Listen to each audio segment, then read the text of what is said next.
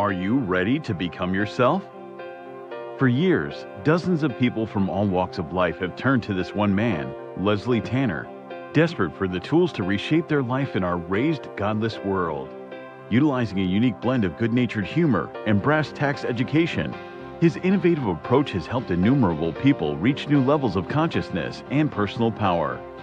Leslie Tanner, a controversial but selfless and massively influential figure, defies categorization. Since he and his life-changing program rose to fame, the expert class has desperately attacked him as a clown, snake oil salesman, or predator, attempting to silence him precisely because he is so effective at helping others become happier and more powerful in their own lives.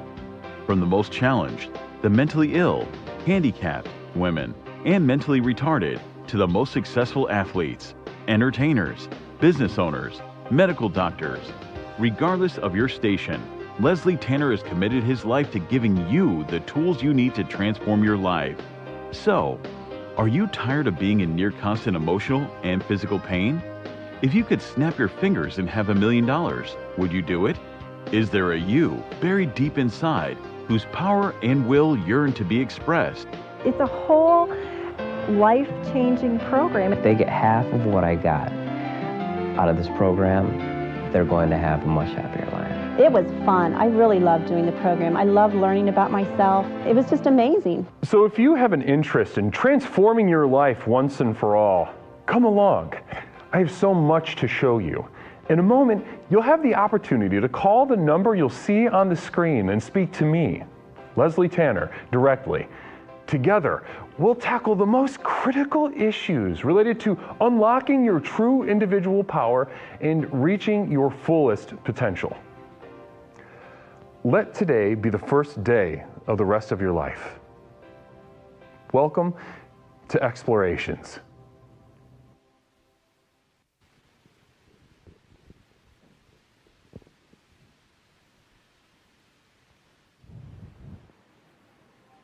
Ladies and gentlemen, welcome back to another very special Explorations with Leslie Tanner. Just getting started this week. Beautiful Tuesday night. I can already feel the energy coming from the chat, knowing that tonight is going to be special upon an already special theme. As you see below the screen, ladies and gentlemen, it says that our theme tonight is Meatloaf. Yes. Meatloaf. That and much more. Tonight on Explorations with Leslie Tanner.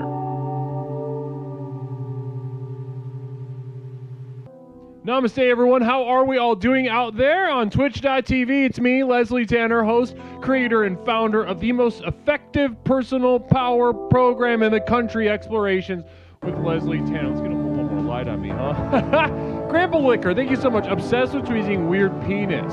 I love you, Dr. Tanner. Kisses on the lips to you. Blessings. Wow. Now, that is a beautiful thing to have shared with me. I really appreciate that. Grandpa Liquor, very special. That's a very special message to get us started tonight.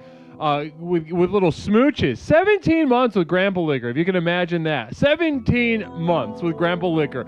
Well, how are we all doing? Ladies and gentlemen, how's everyone doing? Talk to me right now. How does it feel to be here on the precipice of yet another step within the program of Explorations? Here we are. As I said just a moment ago, this is the most effective personal power program in the country, bar none. You can search far, wide, rent, buy, look for anything under the sun that can transform your life the way that this program can, and you simply will not find it. You simply will not find another program that does what we do here at Explorations with Leslie Tanner.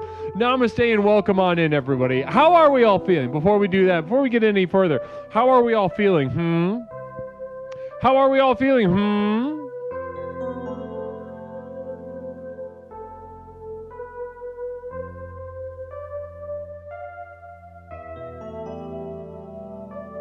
Namaste. Namaste. I ordered a pizza, says not me. Wonderful. Wonderful to hear that. Namaste from Nigel. Good to see you, Nigel. At all cost money, I actually stood up for myself in my job.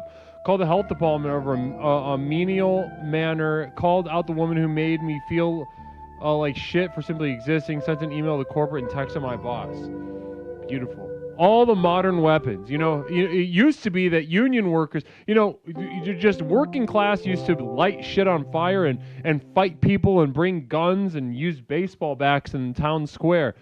And we have very unfortunately been whittled down to exactly what and I'll bet it felt great.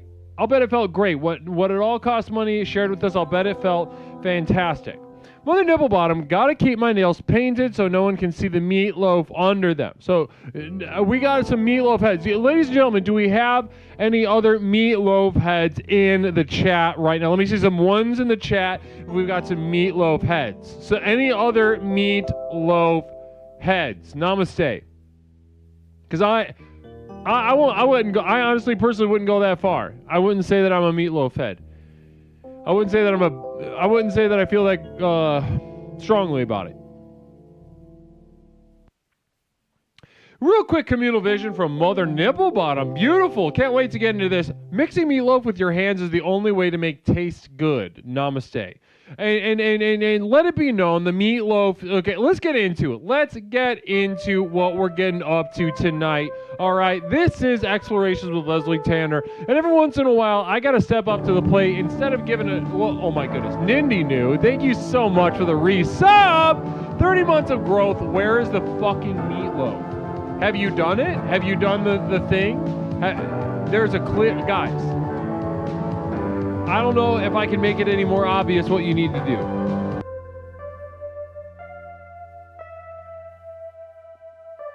I don't know if I can make it. I don't know. Do I need to make it more obvious? Cherish 85. Explore real estate agent. Good for you, sweetheart. The program works 27 months. Namaste. All right. Namaste, Cherish. Former Explorer of the Month, Cherish 85.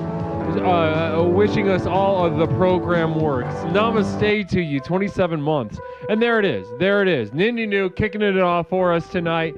Hitting the button. The exclamation mark meatloaf chat command will bring the meatloaf into focus. And that is our meatloaf tonight that we'll be dining on. Blessings and namaste. Mother Nibblebottom with another.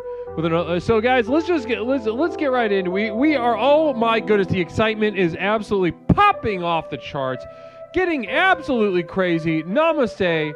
I'm enthused. I am so enthused to see your enthusiasm. That's for sure. Mother Nibblebottom. Meatloaf is the only time you can squish eggs in your hands and it isn't weird. That sounds like a mentality. That sounds like a mentality situation. I don't know if I necessarily agree with that. Also, if I'm sure you can make meatloaf in a couple weird situations. And that involves eggs. I could come up with a couple weird situations like off the top of my head.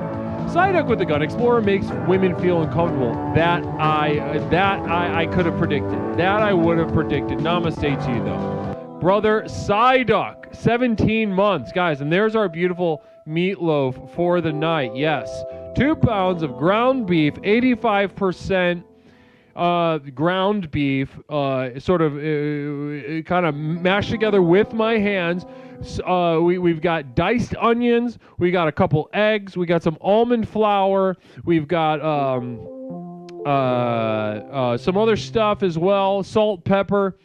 It was all up and about my actions. Everything was and is on camera and was in store. I spoke zero untruths and tried to be as objective as possible. Victims, aren't we all? Brother, but sometimes that victim's got a knife, right? You're certainly a victim of your circumstances, right? You deliver pizzas and you're miserable. And for things that are, a lot of things that are in your control, but a lot of things that are out of your control. You're absolutely a victim. But that victim brought a knife to work. Namaste to you for that. Yep, I sure do like cats. This is distressing to me. Why does your meatloaf look like it's about to be the victim of a cartel vid? It looks so gross. Could you at least kill it before you eat it? Turn down the 80s nasty grain or something? It's horrible. Yeah, no. Make that quick. Namaste to you guys. So listen, tonight's about meatloaf. You know that. I'm eating meatloaf. Meatloaf night. Got a nice glaze on there. We'll get into. I'm gonna leave. Listen, I'm not gonna describe everything about this experience. I'm gonna let this go. I'm gonna let you guys kind of, I'm just wetting the whistle right now. I'm just wetting the whistle with this kind of stuff. You tell me, how does this make you feel?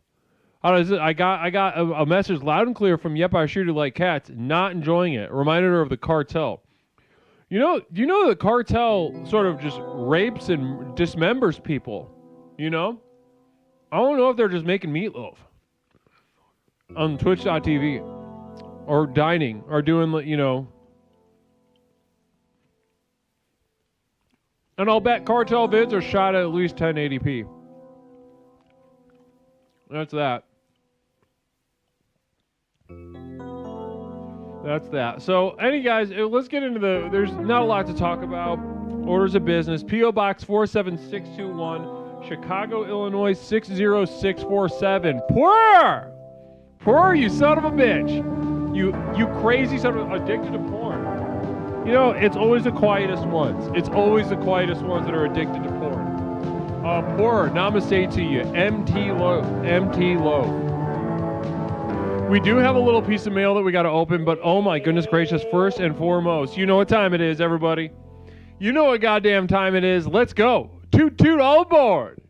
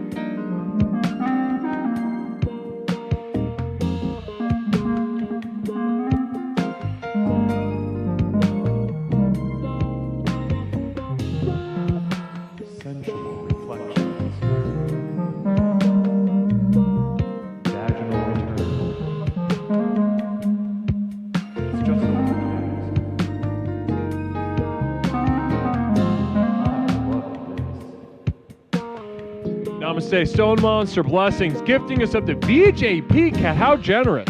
How generous. That's some producer on moderator love right there. Generosity exploding through the screen, exploding through the platform of Twitch.tv. Namaste, Nigel Pennyweather, single bit, blessings. Thank you so much, brother. Thank you so much, brother.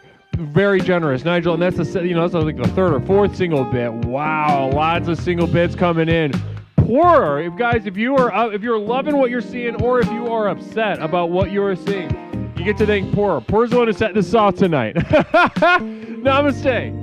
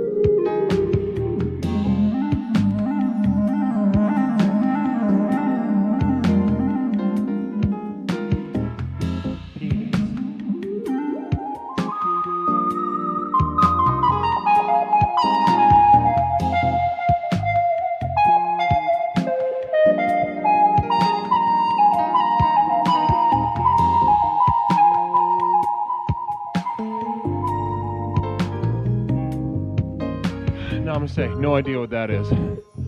Blessings. Beautiful stuff. Ooh, girls. Yes. Mother Nipplebottom giving a sub to a pickle missile. Namaste, beautiful. I love the phallic imagery, you know, the doubled up phallic imagery, leading with the soft, but ending with the hard. Leading with the soft, leading with the Vlasic, ending with the tomahawk. And that is a strategy. That is a time. That is a time. That is an age-old strategy. Lead with the Vlasic, end with the tomahawk. And of course we mean penis, spiritual penis energy. If you can imagine a penis being soft and then becoming hard. You know what I mean? Go ahead and let's take a moment in the middle of jazz, right? I'll keep playing jazz in just a moment. But until we do, imagine this penis, right? His penis is soft, it is small, it is unassuming, it is non-threatening. And then eventually over time it starts getting girthy, right? It starts filling up like a little balloon, or like it's being filled with water. But it's not just water, because it becomes rigid, right? It becomes rigid. It becomes as if it has an exoskeleton, a tomahawk missile. Beautiful stuff. Beautiful stuff. A pickle missile. Namaste.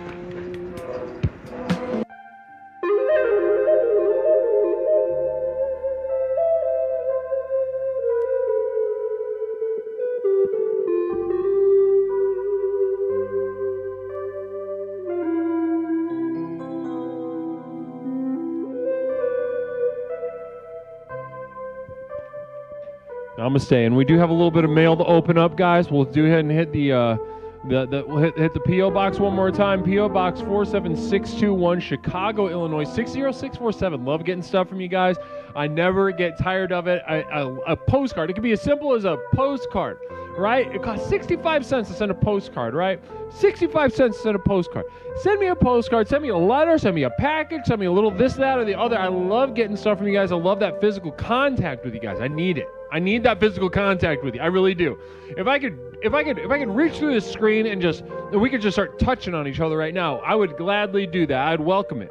And if we're at TwitchCon right now, it would be the most. It'd be like what came up in Avabox's stream just a couple days ago.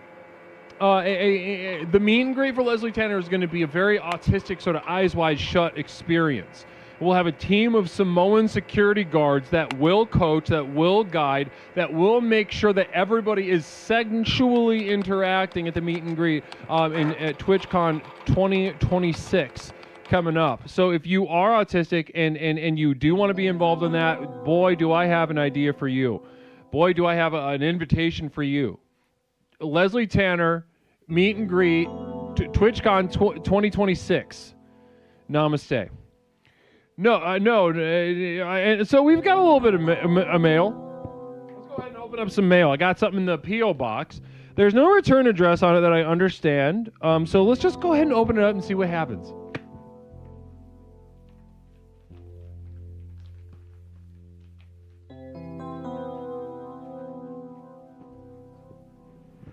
This fucking bubble mailer is nuts. It is really sealed.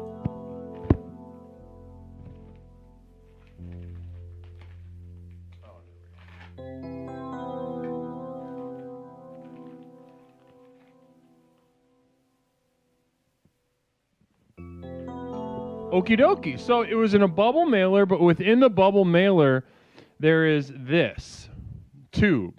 Now, very mysterious. A package in a package. Now, this creates a great deal of mystery for me. And let's go ahead and open up the secondary package. Namaste.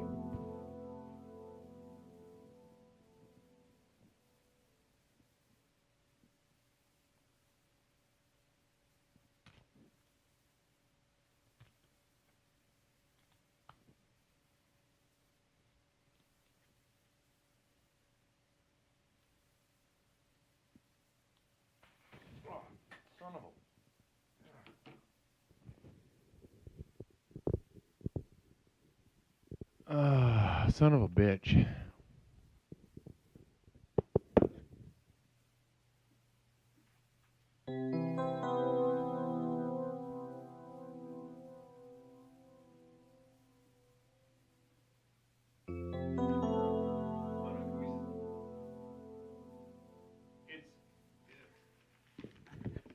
It's a fuckload of glitter.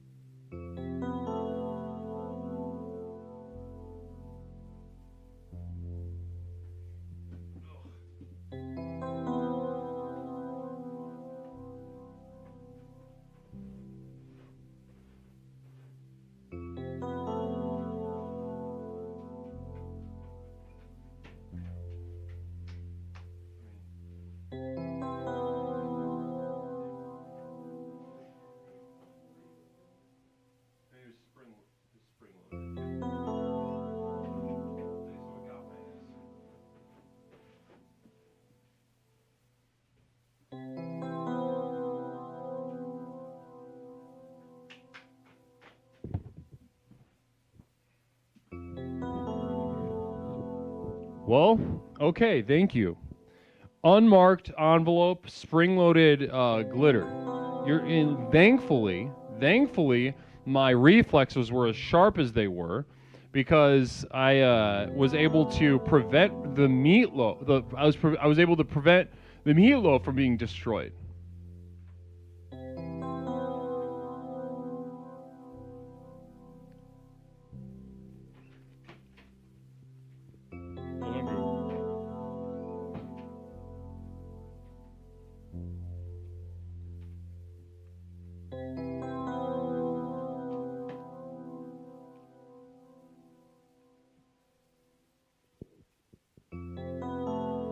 Well, all right then.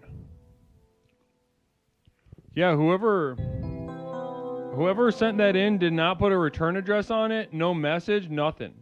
Really got my ass. So namaste to whoever the chat. Who was it?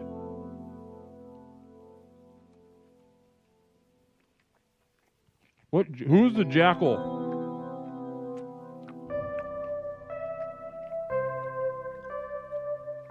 So that's our mail for today. If you're interested in the more materials of the program, there's the Community of Devoted Light.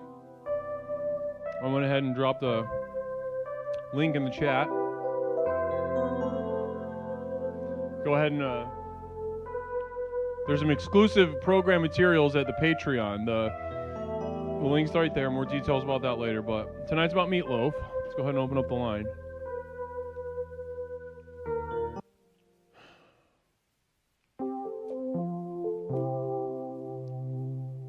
I don't know what that's all about. That's crazy. Hey, I know I can be a real asshole and sarcastic, but that meatloaf looks really good. It brings me joy. Namaste. Right? It ended up being really good. Last time I got a Stouffer's, and everybody was making fun of me because they said it was Salisbury steak. It was not. And it did suck ass though. It was shit. It tasted poor. Like a poor person meal.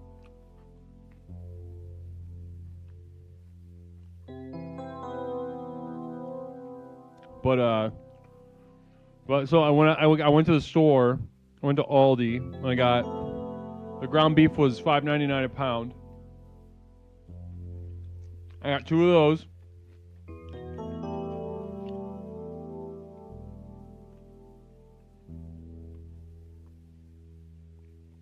And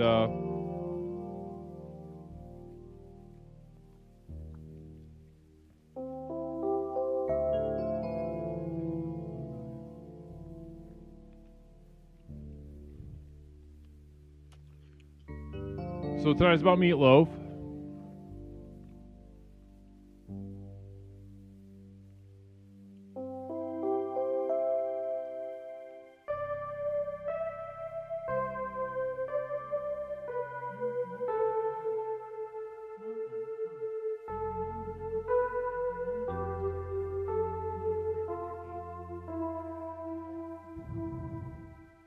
All right, the line's open.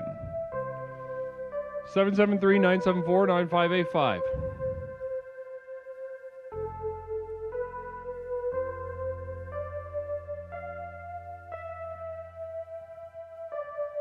But how Pepperoncini? So Pepperoncini let me know a little bit behind the scenes today that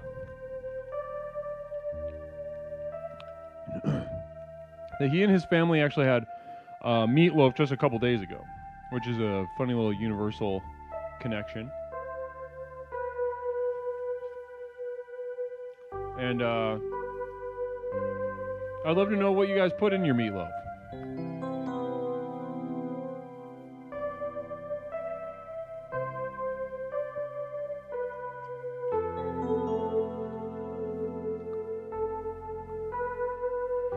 Because I kept, this is pretty simple, pretty bare bones.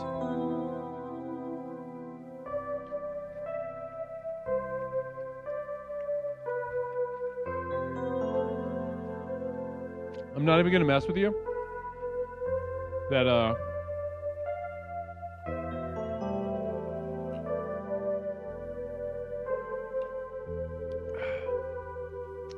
not even gonna mess with you. This has got a lot of onions in it, and it's like a loaf of White Castle meat, and I mean that in a positive way.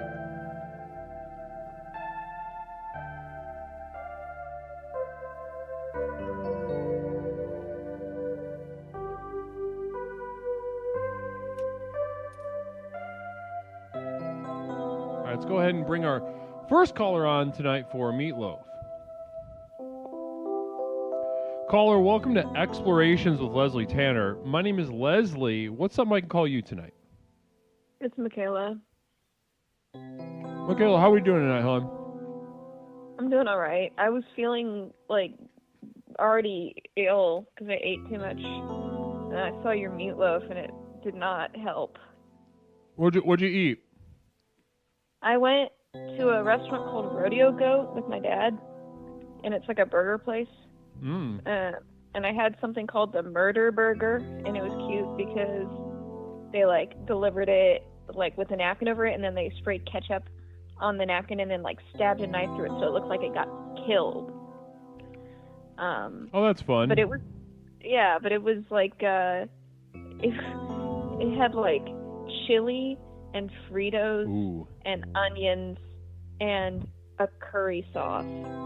So not great for the digestive system, but it was actually really good. A curry sauce on top of all that stuff. Was that good? It was actually delicious. It really was. I just felt horrible afterwards. They called it the whodunit sauce, which is, it's like curry mustard or something. I don't know. Is this place like kind of, is it like hipstery, or what kind of place is this? I mean, how hipstery can we get 2025 in DFW? You know, it's. I'd imagine you guys are like Eastern Europe. You're like 15 years behind everything. DFW sucks. You know what I'm talking about? I mean, we have one location in Dallas, and then there's another one elsewhere, and there might be more, but it's hipstery enough that you don't get fries with your meal. You have to order them separately. That's kind of what I was talking about. Like, how did it feel like kitschy and gimmicky, or is it like does it feel like a genuine Southern person like did it? I don't know. It is a little kitschy because everything's like goat themed, and like there's a little thing where like they'll have two different burgers up against each other, and they'll have a tally for every time someone orders one, and there will be like a quote unquote winner. But it's cute. It was genuinely a very good burger. And and there was you order fries, right? And they're called it says hand smashed fries or hand punched fries or something. And I literally pulled one of the waitresses aside and I said, I know this is a dumb question. Do you guys actually punch the fries? And they're like, no, there's like a machine that people use to punch the fries like through a potato. I felt really stupid, but it would have been more fun if somebody was actually punching the fries with their fists. Like they got like an ex-con back there. Yeah, just, you know, actually punching fries. What did your dad get?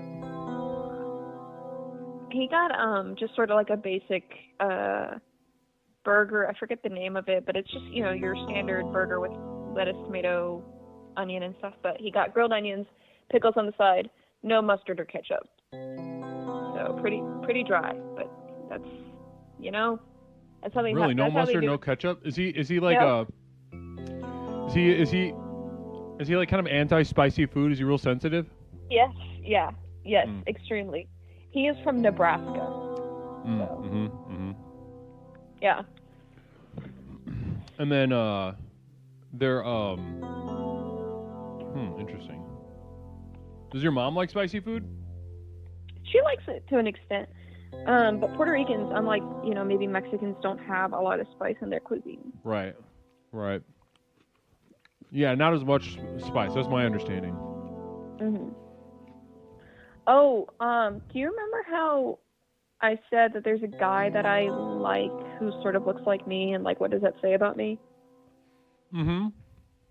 I went on a sort of date with him today. We just kind of went on a walk together. How'd that go? It went pretty good. He actually asks questions about me instead of just talking about himself all the time, which is hard to get. Right. I mean, did you find yourself losing your mind and like I'm in love once you started asking questions about you? Sorry, I was reading Fram's question or Fram's thing, and it made me laugh. What did you say? Is he a liberation like theology guy? I think me and Pepperoncini discussed this the other night. We haven't delved into that just yet. No. I'm only just getting to know him. I think you gotta find a guy. And I say this because once you find him, it's still not going to be good enough.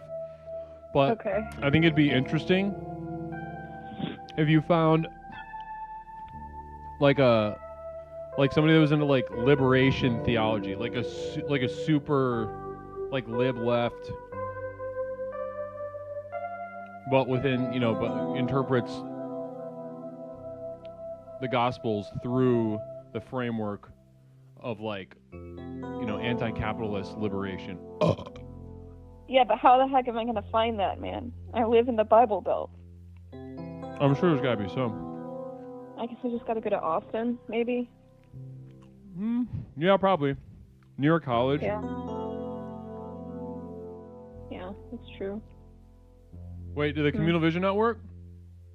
I think it just takes a minute, doesn't it? Fram says, Michaela liking a guy that looks like her makes so much fucking sense that I just started crying.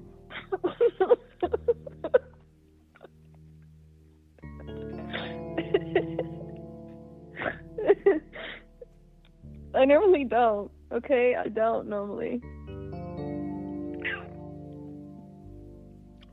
So do you guys eat meatloaf or what? I mean, the like, recently? Like, does your mom or dad make meatloaf? In the past, we've had some meatloaf, yeah. And, it's sort of like eggs because it's like, it can be good, but then if you think about it too much, or if you think about the word egg or meatloaf too much, it kind of makes you feel immediately disgusted. And it's just one of those foods, No, I don't. Okay, well, tell me a little bit more about that. What's that about? There's just some foods that like suddenly can immediately be so gross if you think about it too much. Or if you smell it too much, or if the texture's too, like, not correct. No, I think you have some sort of disorder. Well, yeah, Einstein. I could have told you that, but, like, I don't know if I have a disorder that's related to that specifically. Unless I just have maybe. But I think you got some. I wouldn't be surprised if like that was like a projection of some kind, because you said it like it's like one of those foods that like if you touch it or think about it or smell it or look at it or hear about someone else looking at it or hear about someone else thinking about it and you want to throw up. What would that be a projection of?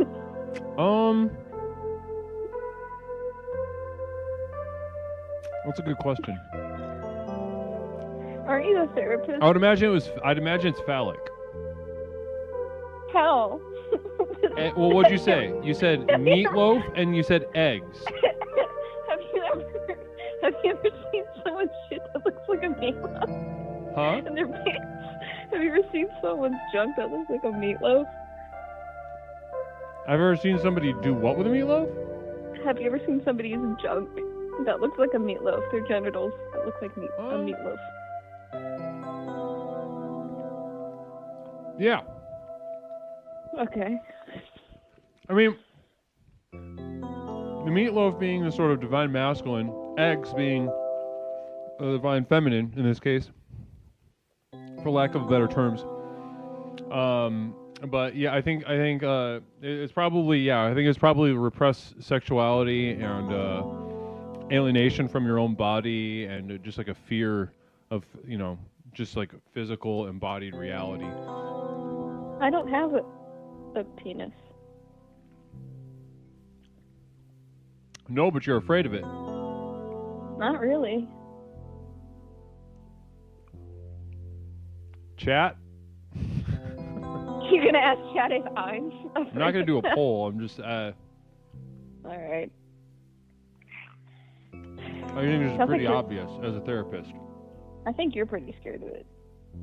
Also, by the way, for the record, Mish just said that after she eats a few meatballs, which are basically smaller meatloaf when you think about it, she feels like vomiting. So. Yeah, there's something wrong with me too. This is. Okay. Yeah. Line them up. Okay. Who else? What is it? What is it, man? What's wrong with us? I think it might be something. I don't know. I'd have to think about that. I think it might be different with Mish. Okay. By the way, I have some stuff I honestly know less about Mish. We don't talk a lot. Oh, no? You don't?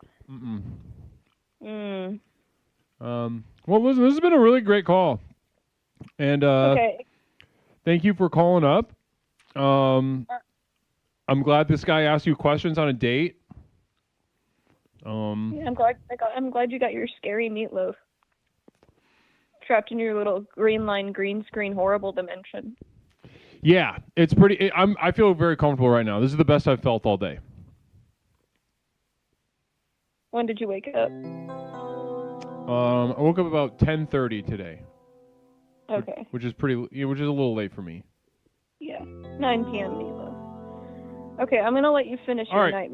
your nightmare food. All right. Namaste, Michaela. Namaste. All right.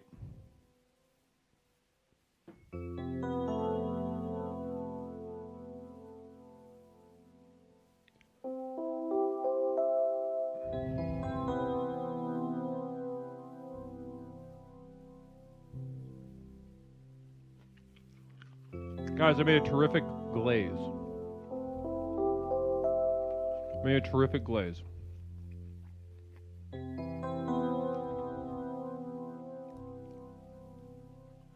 Namaste. JJ plays Pog with the Prime. 35 months. Namaste explores. Blessings and namaste to JJ plays.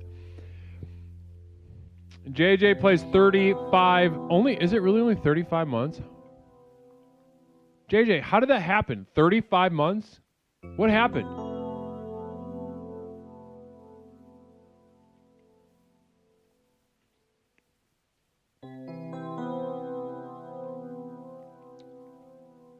Almost 3 years.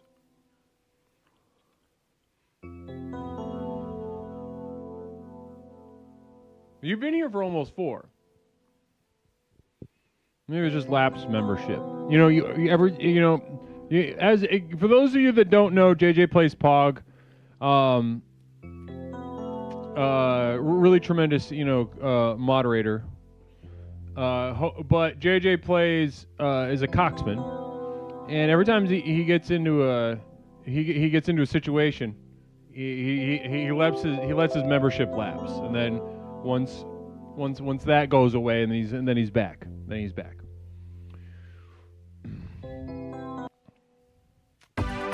Namaste, Mecca Maiko. Namaste to you. Welcome on into Explorations with Leslie Tanner. It is wonderful to have your group with us. Tonight we are exploring Meatloaf. Namaste on Explorations with Leslie Tanner. How was the stream over there, Mecca? Namaste to you. Blessings. 50 bits. Those are random Meatloaf shots. Our next level. No. Did you get your blossom? The bits are being a little silly right now. Let's get a blossom for you. Oh my goodness. What is going on? I see what's going. Okay. Let's go through. First of all, let's get a blossom.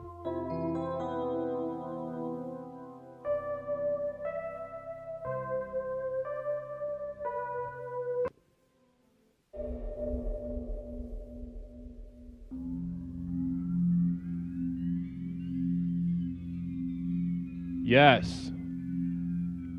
Thank you so much, Nigel. And Mecca, how was the stream, though? Mecca, talk to me. Somebody from Mecca's stream, talk to me. How was the vibe over there?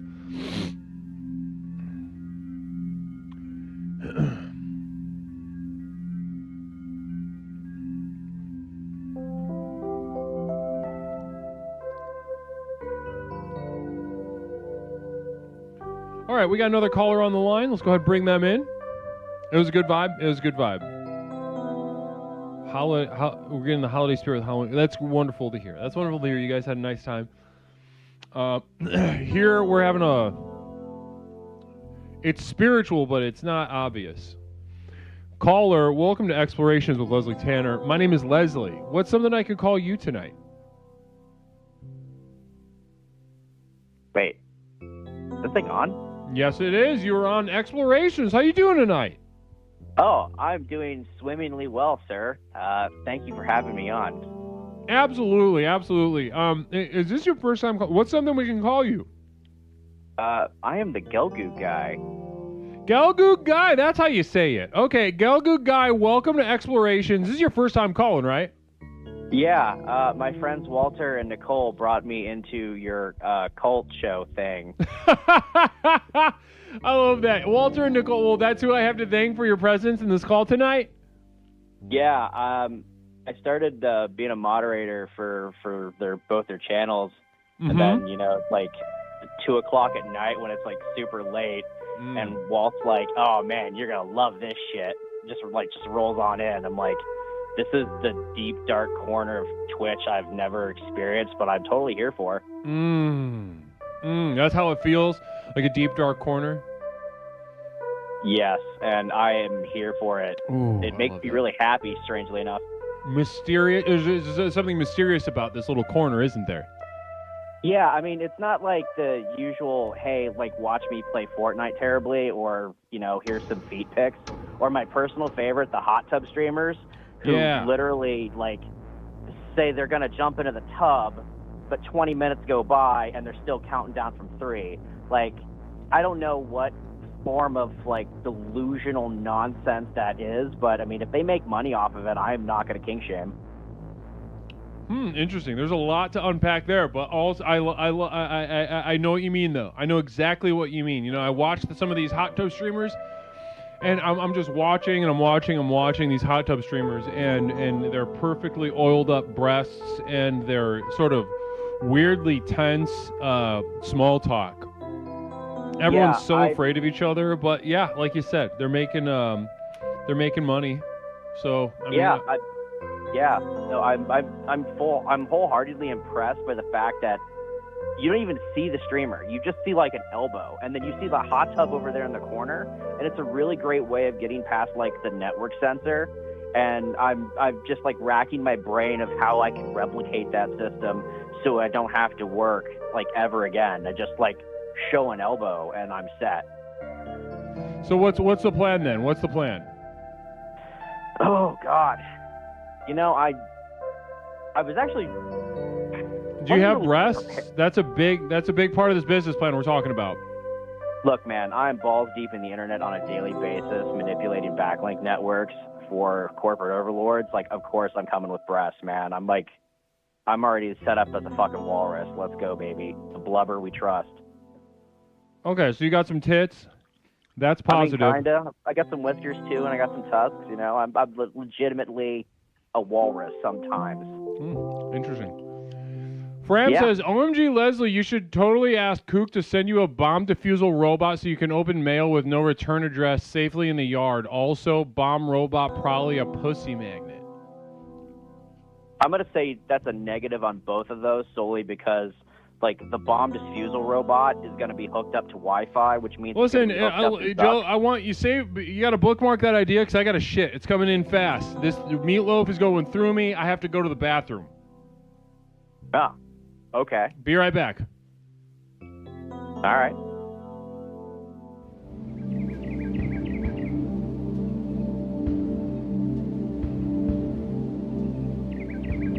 I have to take a shit. I'll never apologize.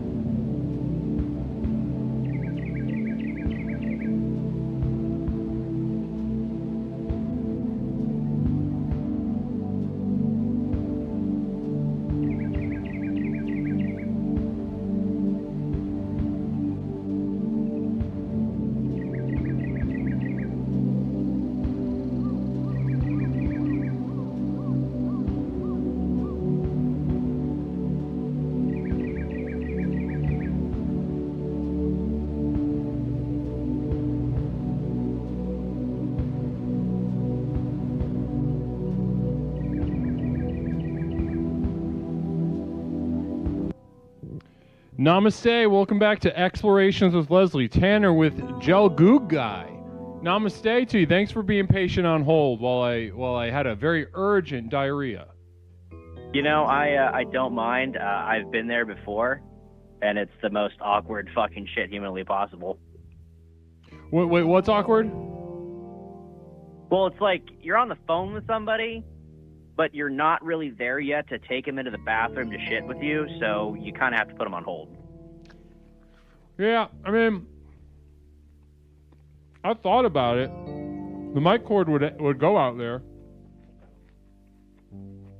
I mean, yeah. I mean, but at the same time, too, like, that's a level of multitasking that's pretty high level.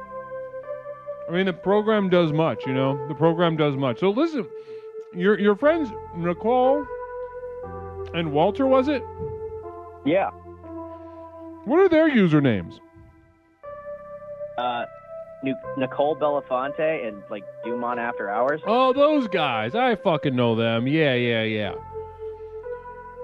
Yeah, namaste. We love them here. We're huge fans of them here. Oh, look, my wife is now in the chat. Yeah?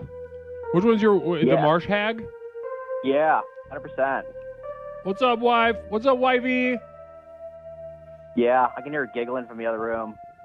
Like, yeah, hon, I'm in on with the cult leader right now.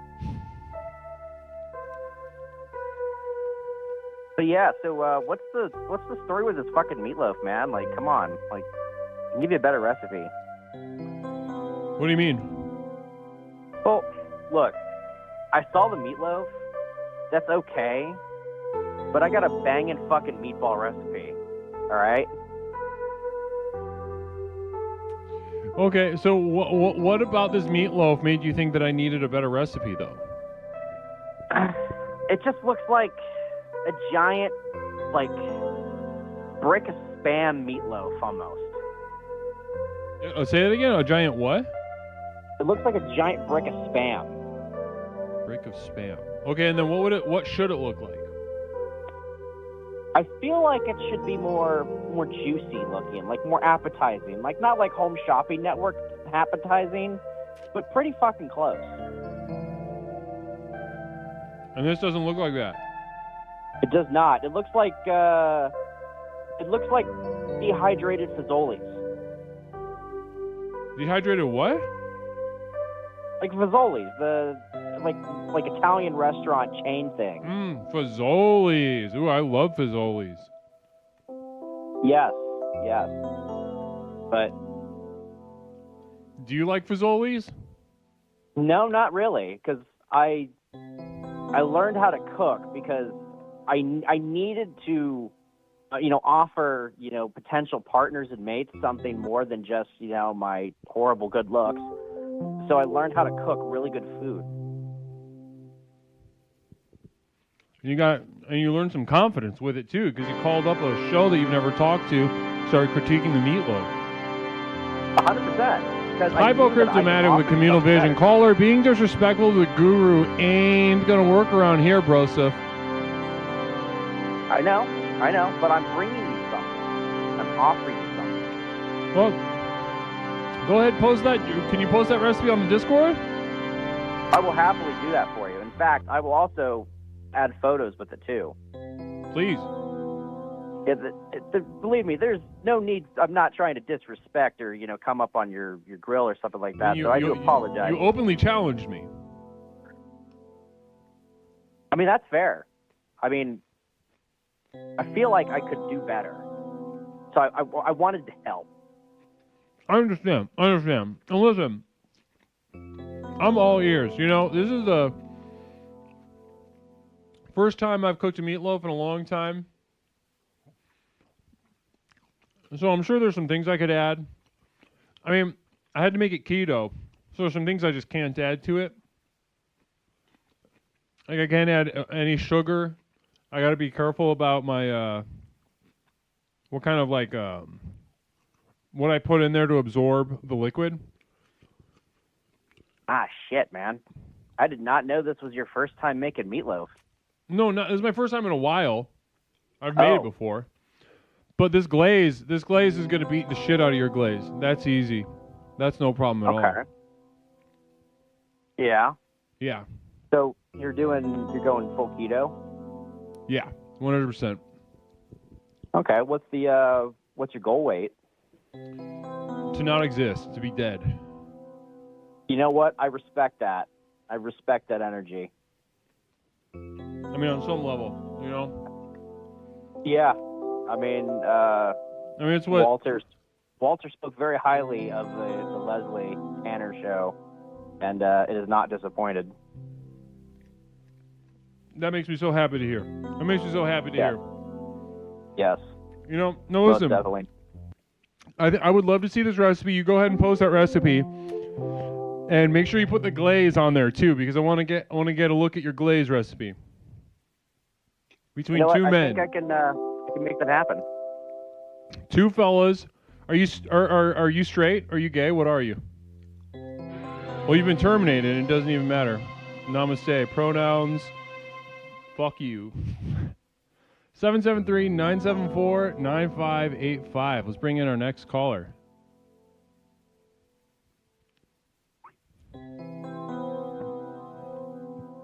He said he has a wife. Listen. Lots of gay men have wives. Caller, welcome to Explorations with Leslie Tanner. My name is...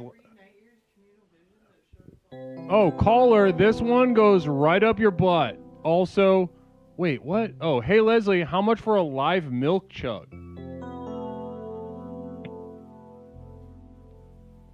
Does it have to be dairy milk? We do not have that. Hey, Leslie. Yeah, hold on 1 second. We're settling something. I didn't see the communal vision. Night Year says, hey, Leslie, how much for a live milk chug? Hello, Leslie? Yep, and we're going to get to you in just a second, caller. Okay, because I've been on hold for like 20 minutes. Sure. 16 and you went minutes. silent on me. 16 minutes. Must be dairy for obvious purposes. Why did you go quiet? There are a few gay guys from Guam in my town who hate NASA for some reason. To the show while you're on hold. And Hypocryptomatic is the one who put kibosh on a caller. This one goes right up your butt. Also eat butts. Hypocryptomatic coming out with knives tonight. All right, caller, welcome to Explorations with Leslie Tanner. My name is Leslie. What's something I can call you tonight? Leslie, it's regular toaster. Holy moly, guys, it's regular toaster. It has been so... If you think jacking off feels good, imagine dying. You've been terminated with the instructions to go back to the waiting room. So I'm going to put you back in the queue. So 16 minutes of holding and possibly another, let's see how long. Night Year, send and toaster back to the minors, so to speak.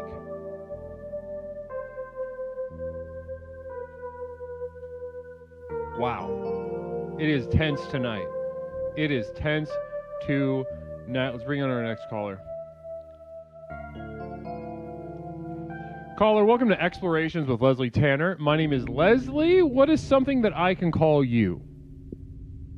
It's Donald. How are you, Leslie? Doing well? I'm doing great, yeah. Your name is Donald, you said? Donald, yes. And I've been watching your show. It's really fantastic, I'll tell you. And a little weird. I'll be honest, a little weird. But you know what? I'll tell you this. I have to inform you that I found your name, Leslie Tanner, in the Epstein list. I found it in the Epstein list, so I'm going to have to check on that, but I just wanted to let you know. I don't know how you feel about that. If you want to comment on it, I'll let you comment on it. Yeah, no, I'm happy to listen. I'm an open book when it comes to that. Yeah, there was a one weekend in 1993 that he was test driving the island. This is before there were kids there. Whereas before there was a basement full of kids, which I heard turned out to be the case after the fact. But Right. So yeah, one weekend in 1992, Jeffrey Epstein took me down to his island. And I could tell he was trying to he's trying to do the blackmail thing, so he's still trying to get me to fuck something, but he wasn't good at it yet. He just had I don't know, he just had Now, he kept trying to initiate gay stuff with me. And he had some other guys, really fit guys, really beautiful fit guys. And they would be like, "Oh, that's so weird, right? Let's go closer." Right. That's the move, right? That was the extent of his move. This is so weird, right? Any gay guys turn out any straight guys in chat? Any gay guys turn out any straight guys in chat? A lot can be said about that. We should do a whole exploration on that. But for the immediate we're doing purpose, an exploration on the Meatloaf, right? What? I see the Meatloaf, and I'm like, what the hell? He's been eating for about 36 minutes, and there's only half eaten. I'm sure the other thing is cold. I don't know. You went away for a little bit, but that's okay. I understand that. I had diarrhea. I had diarrhea. Right. Well, I mean, it makes sense. You didn't really. It doesn't look like you cooked that. I mean, it looks like you chewed it up and spit it back out on the plate, but that's okay. Well, listen. I can understand that. So anyway, he was trying to blackmail me, but also trying to do gay things with me on the island. And then again, like I said, there wasn't any kid there yet. Communal Vision, Night Year. Toaster is a gay guy that hasn't realized it yet. That's from Night Year. Right. So, what did you want to talk about? I wanted to talk about the whole exploration thing. So you're exploring Meatloaf. You've been exploring Meatloaf for a little while. Yeah. What's your favorite kind, brand, Meatloaf?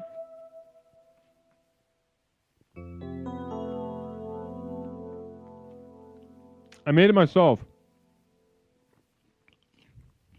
That's good. What did you get to make it yourself? You didn't what did you do? I got 2 pounds of ground beef and an onion and 2 eggs and some almond flour, some salt, some pepper, some tomato paste, a little bit of vinegar. And then I made a glaze with gochujang and tomato paste and vinegar and water and a little bit of soy sauce. Yep, I sure do like cats. My dad told me today that when gay guys used to hit on him in college, they would look for a, quote, special twinkle in his eye to try and suss out if he was also gay. Personally, I think he was given the Snoopy bolo tie skipping across campus and ribbon that he braided into his flock of seagulls' hair. Wow. Leslie, have you ever been to a Diddy party? Nope. Never been invited. That's good. Oh, wow. Okay. I'm sure he'll be very happy to invite you when he gets out, in a couple of years. But I don't know. I'll talk to him about it. I'll send him a DM. Right on. Well, thanks for calling in. Namaste.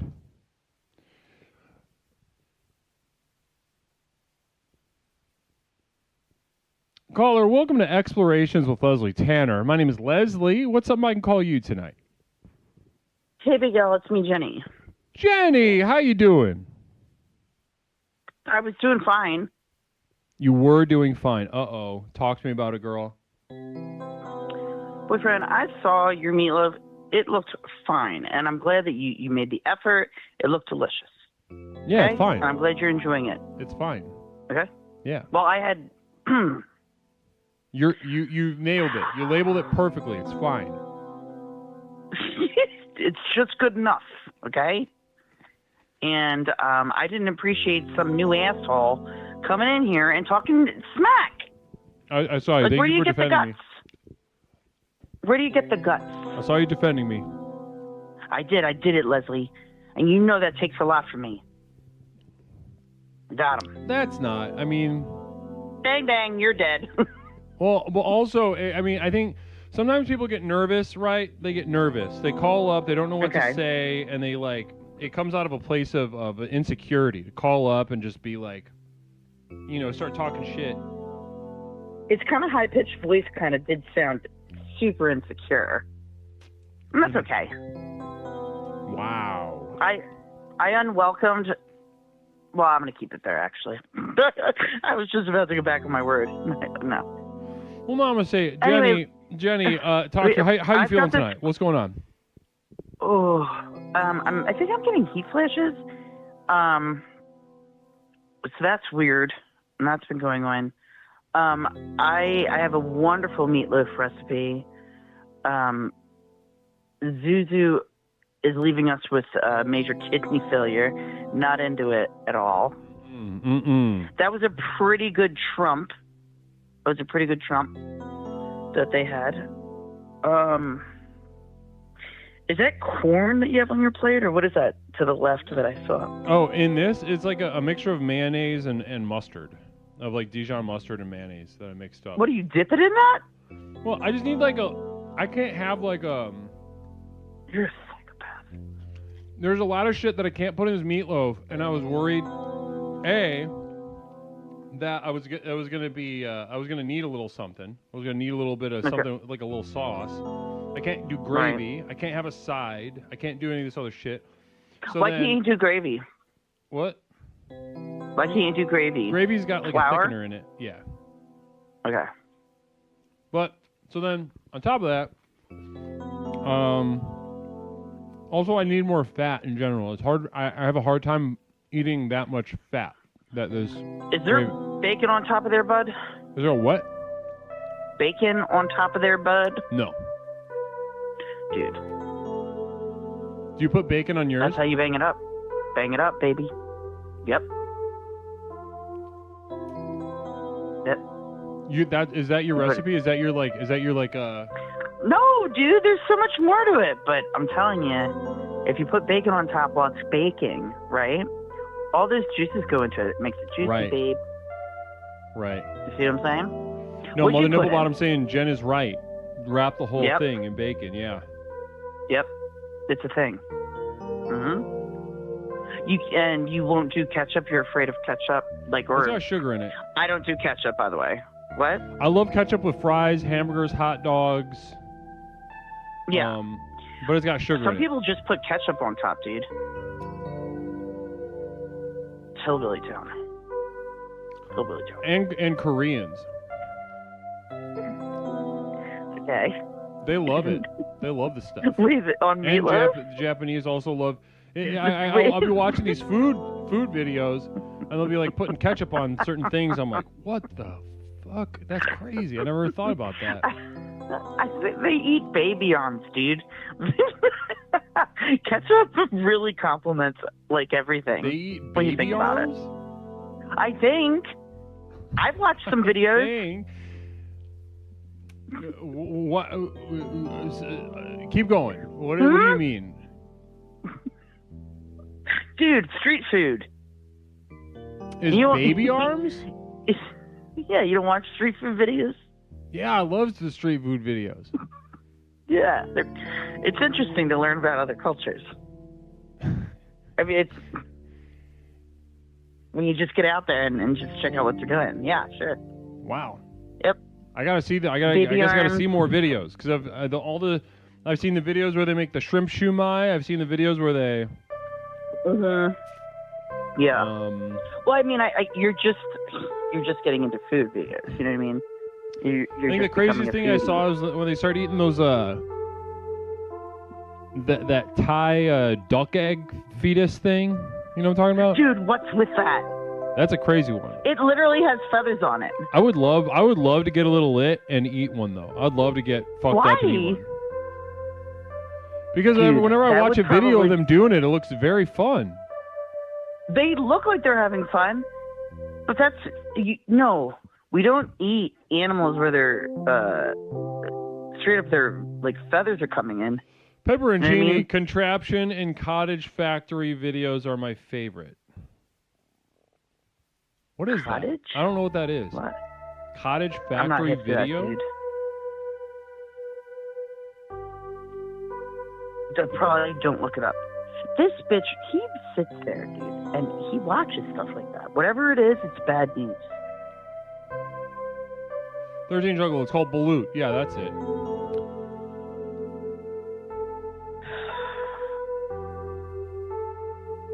I have to do Lamaze breathing. Why do you have to do that? Are you pregnant?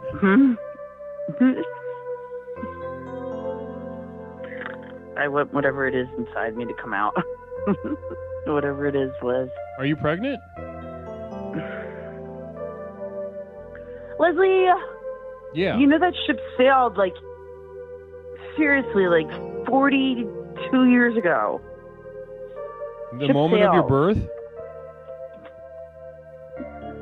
Yeah. And then God said, there shall be no more. Could you hear that? Yeah, what is that? Is that It's a a vacuum. dustbuster? I gotta vacuum up the glitter. Oh, you got exploded on?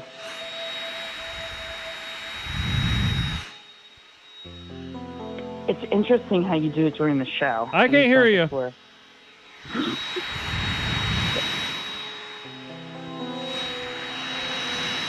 I gotta vacuum up the glitter. Hold on. Don't think the ocean anyway. We're right there.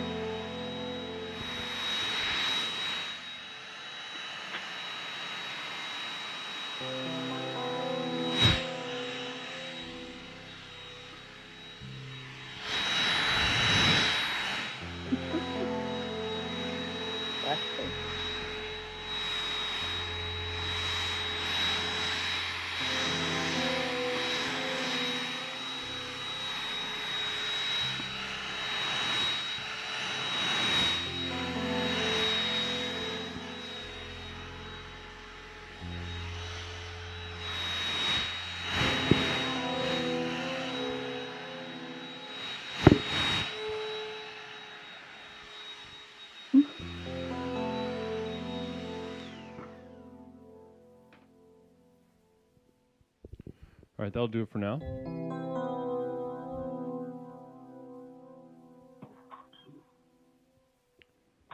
All right, well, thanks for calling in, Jenny. Appreciate it. Yeah, it was nice speaking to you, man. All right. Hey, why don't you, can you drop that meatloaf recipe in the Discord for us with the bacon? Yeah, but it's one of those things you just, like, do by sight. I can send you a picture of a meatloaf when I make it. Can you just and riff give you it some out? basic Yeah, tips. send a picture, but can you just riff it out maybe a little? Rip it out? Riff. Oh, yeah, sure. Yeah. Got really violent there for a second. Anyway, love you, bud. Namaste, Jenny. Have a wonderful night. Eat Good well. luck. Good luck. Namaste. Namaste. Namaste to you.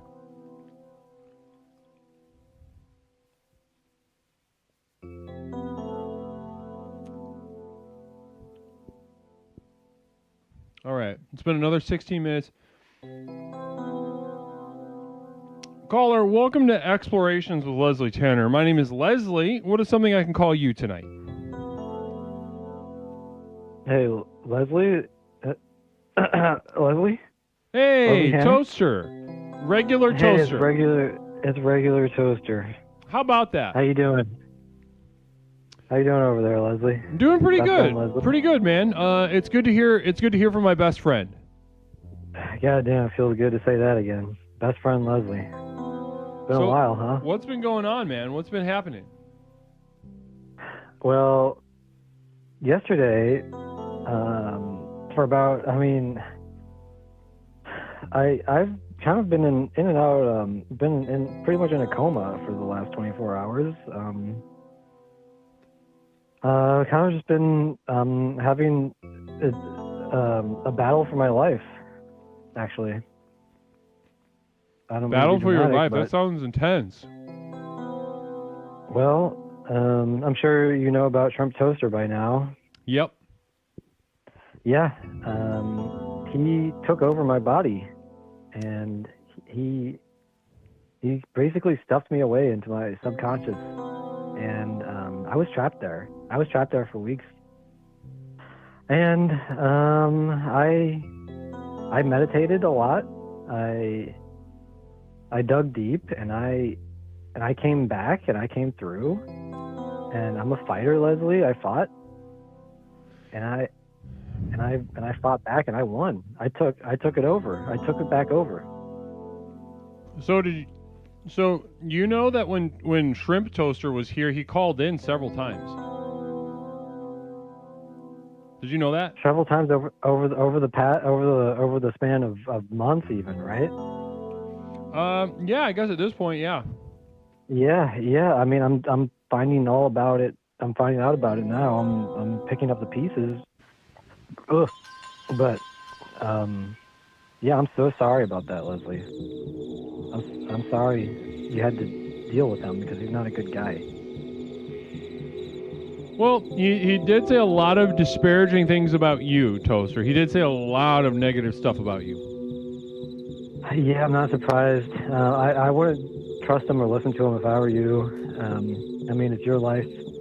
We all choose who we choose to take seriously and such. But if you take me seriously, Leslie, I would recommend don't. Pepperoncini, do you answer communal visions now?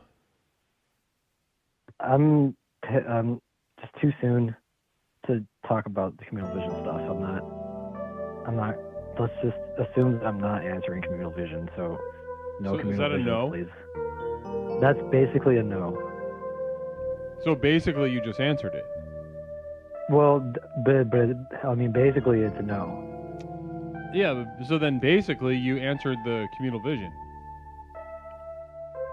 Basically, I answered it. Basically, it's a no.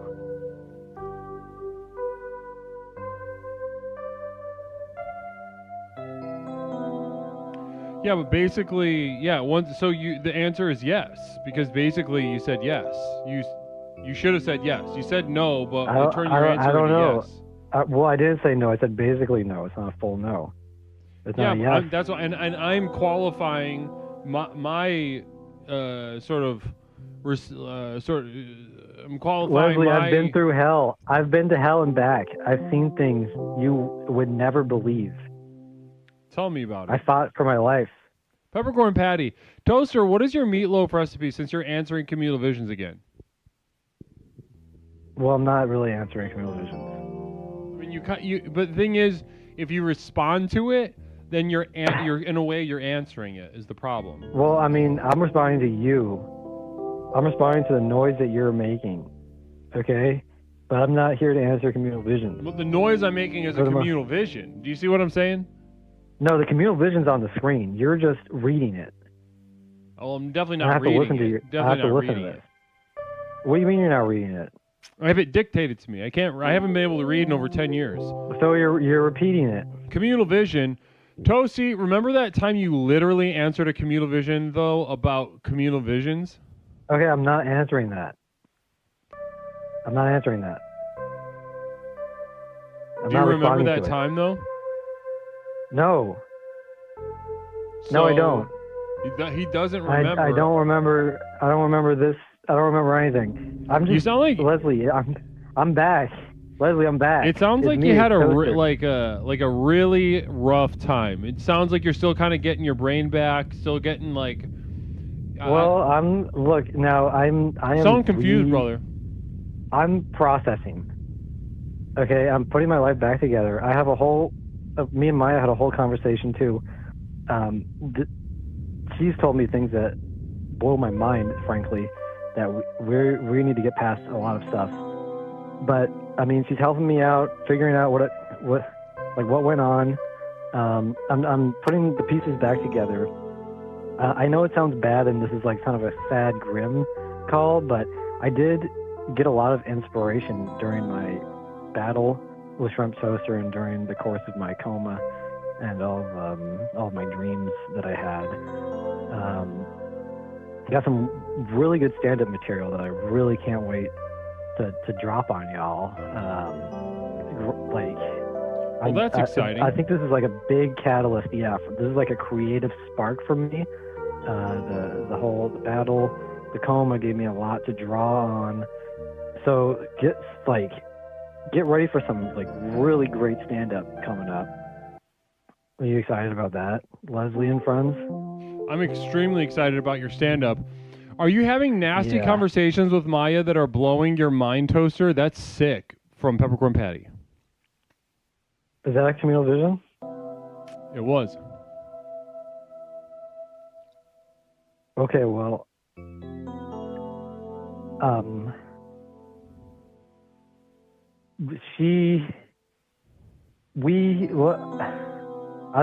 don't answer communal visions, but yes.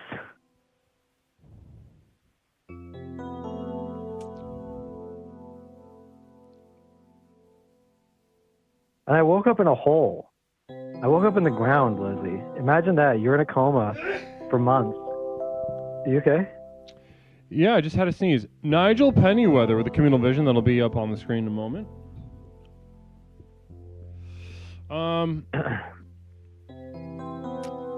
So you woke up in a hole. You've been through hell. You've got some stand-up material. What kind of hell? What did hell look like?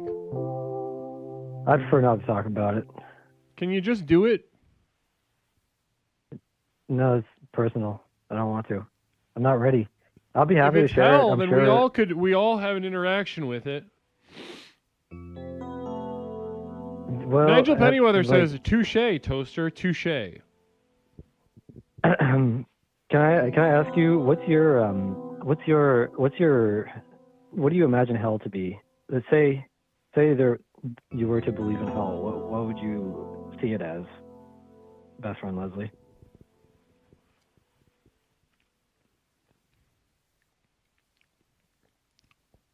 Your own personal hell.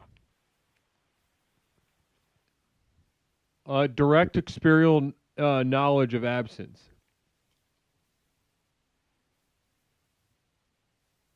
I'm not quite sure what that means. Direct experiential knowledge of absence, of the lack, of nothing, of nowhere. The void. Okay, well, I don't care. You asked. Why did you ask if you don't care? Because you're stupid. What the heck? Toast is back, baby. That's the new kind of comedy I'm coming back with. All right. I have some old stuff too, some of the old style too, but I'm doing like fuck you up comedy. So like what just happened there, Leslie? That's just a taste of it, okay? I love this. You just got fucked up. I love this. I'm exhilarated by listening to that. Toaster coming back with a Toaster's fire. Back. Hell yeah. But I do have some good stories too, because I know people always love my grocery store stories. I got some really good grocery store material too, so don't worry about that. Wow, I can't wait to hear that. that. Framweyard with a communal vision. Framweyard saying, LMAO Guru, you just got toasted. Yeah, I don't like Framweyard that much, but I'll sign off on that one. Is that could be your catchphrase if you're getting back to if you're getting into like fuck you comedy, you could do. Yeah, you just got toasted. Is that like low hanging fruit, you think, or should I just go with it? No, you got to go. That low hanging fruit is the whole thing is though. If it's low hanging, you got to grab it and you got to drill it into the ground. All right, I'll think about it. See, then don't do it. If you're gonna think about it, don't do it. If you're gonna, have you ever watched a Kevin Hart special? Oh yeah, no, I love Kevin Hart. Yeah, so if you've seen a Kevin Hart special, you've seen him take something relatively simple, say maybe something small, and just fucking drills it into the ground. Comes alive. Framweyard, you just answered a vision, dipshit. LMAO. Yeah, well, because I kind of sort of do answer communal visions. I kind of sort of don't.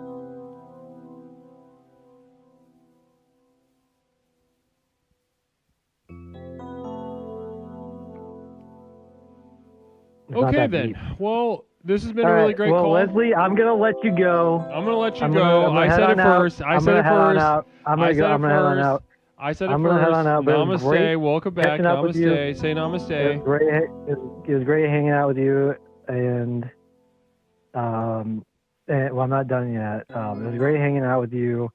And everybody say goodbye to Shrimp Toaster, because Shrimp Toaster is basically dead. I pulverized him into... The Gel Goo Guy, meatball recipe, 2/3 cup dry breadcrumbs, 2 large eggs lightly beaten, 1 tablespoon minced garlic, 1/2 cup Kraft 100% grated Parmesan cheese, 1/2 cup milk, 1/2 cup finely chopped red onion, and 2 packages of Johnsonville Italian mild sausage links, casings removed, 1 pack of feta cubed, replaced in meatballs. Make into balls, put feta cube into ball, cook 350 degrees F for 20 minutes.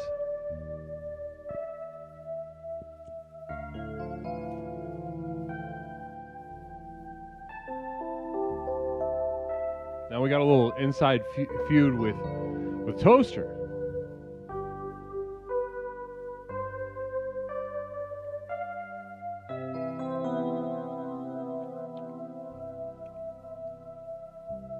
All right, we got somebody on the line. First, we got a communal vision. Hypocryptomatic saying, bye, Shrimp Toaster forever. So are we saying that we like... hold on, let's do a poll. I'm going to do a poll real quick before we bring on our next caller.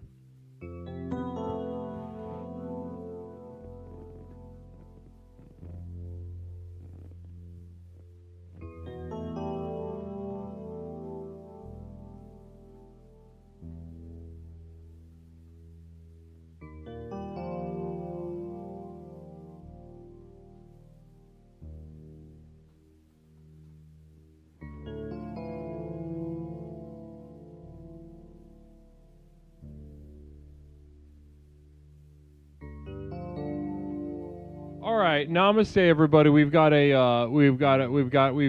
poll in that. We got a pinned comment. Toaster is gay. Which toaster though? Is what we're getting down to, guys? The poll is on the screen.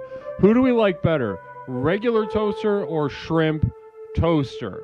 I need everybody on this one. I need everybody chiming in on this one. Who do we like better, regular toaster or shrimp toaster?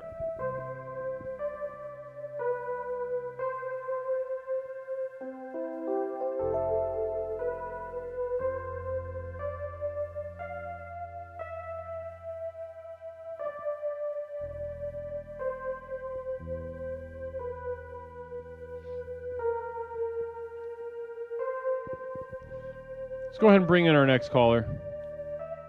Talking about Meatloaf.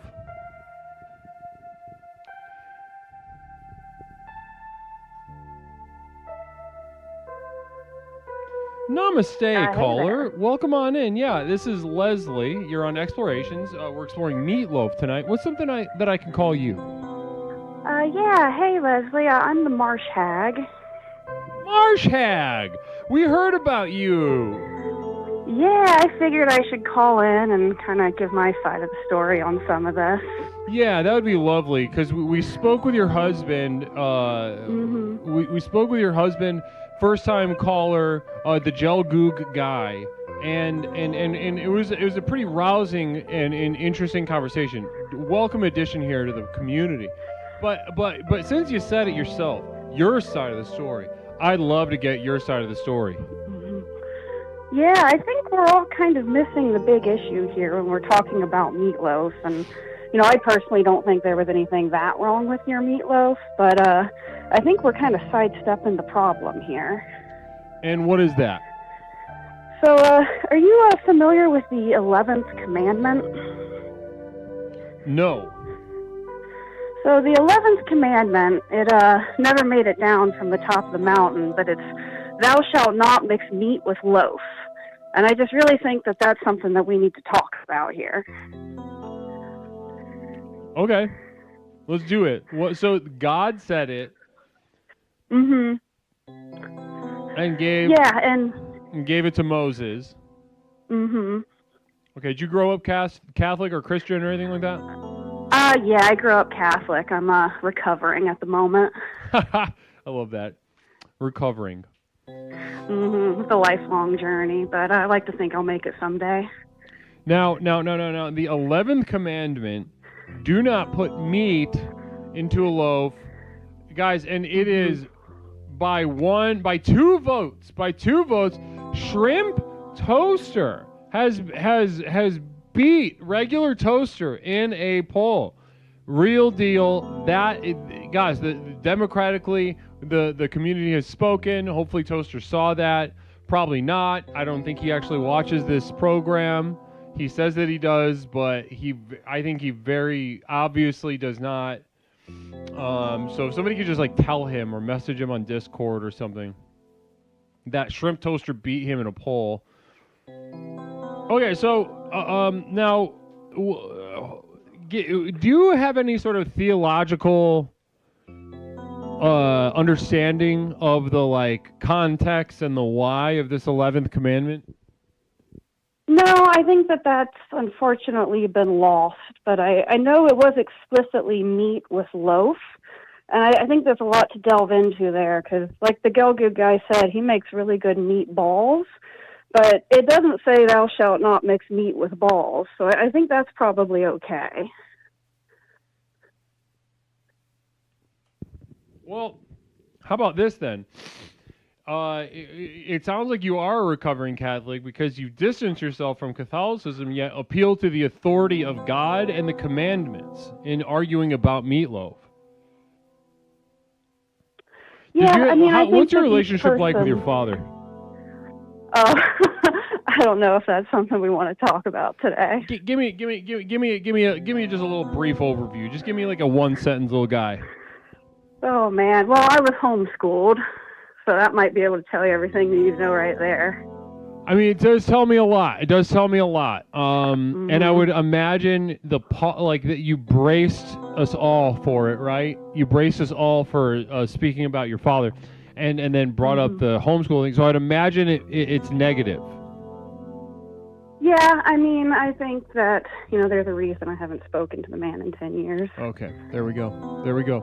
Yeah, so I was going to say, your appeal to God the Father in a moment of meatloaf exploration, it made me think that, you didn't have a trustworthy father figure. Well, do any of us really? Whenever it comes down to it. That's a good question. That's a damn good question. Speak on that. What do you mean? Well, I think that there's a reason that throughout history we've always turned to leaders, who portray themselves as greater men than anyone else. And I think maybe that's because none of us really had that man in our lives who was really good enough to be the leader that we needed. And so that's why we're always kind of searching for something larger than life. Yeah, searching for that papa. Yeah, that daddy in the sky. And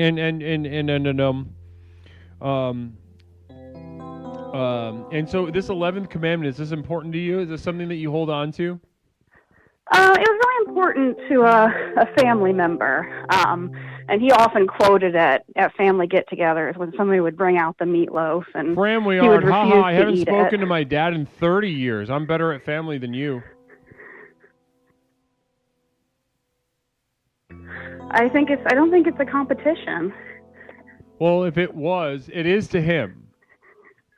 So, in his book, he's beating you. Any response?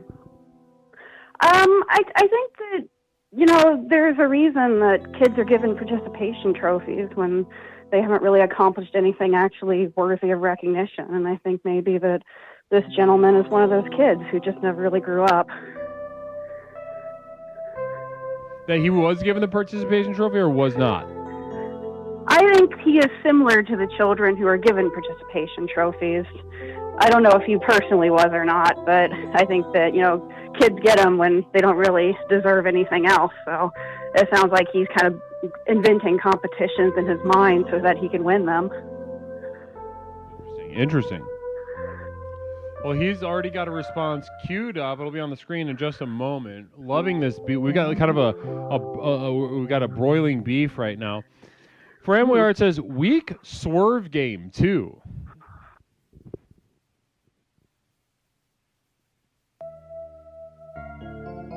Any response to that? No, I don't really know if I have anything to say back to that. Not even like, so it didn't really arouse any feelings. It didn't. I think that, sometimes you just need to learn to set those things aside and not really engage with that kind of thing. I love this. And thank you for sharing that about your father. Yeah, thank you for this is your first time calling tonight, right? Yeah, guys, it is. can we get some namaste in the chat right now for both Joe Goog Guy and the Marsh Hag? Can we please get some damn excitement and some namastes in the chat right now? Holy moly! Now, guys, we have been... Nicole recruited a couple for us. Nicole Belfonte, friend of the stream. And husband Dumont. What is it? Dumont, the username? I forgot the username. Dumont After Hours. All right. Dumont After Hours. Bringing us a couple of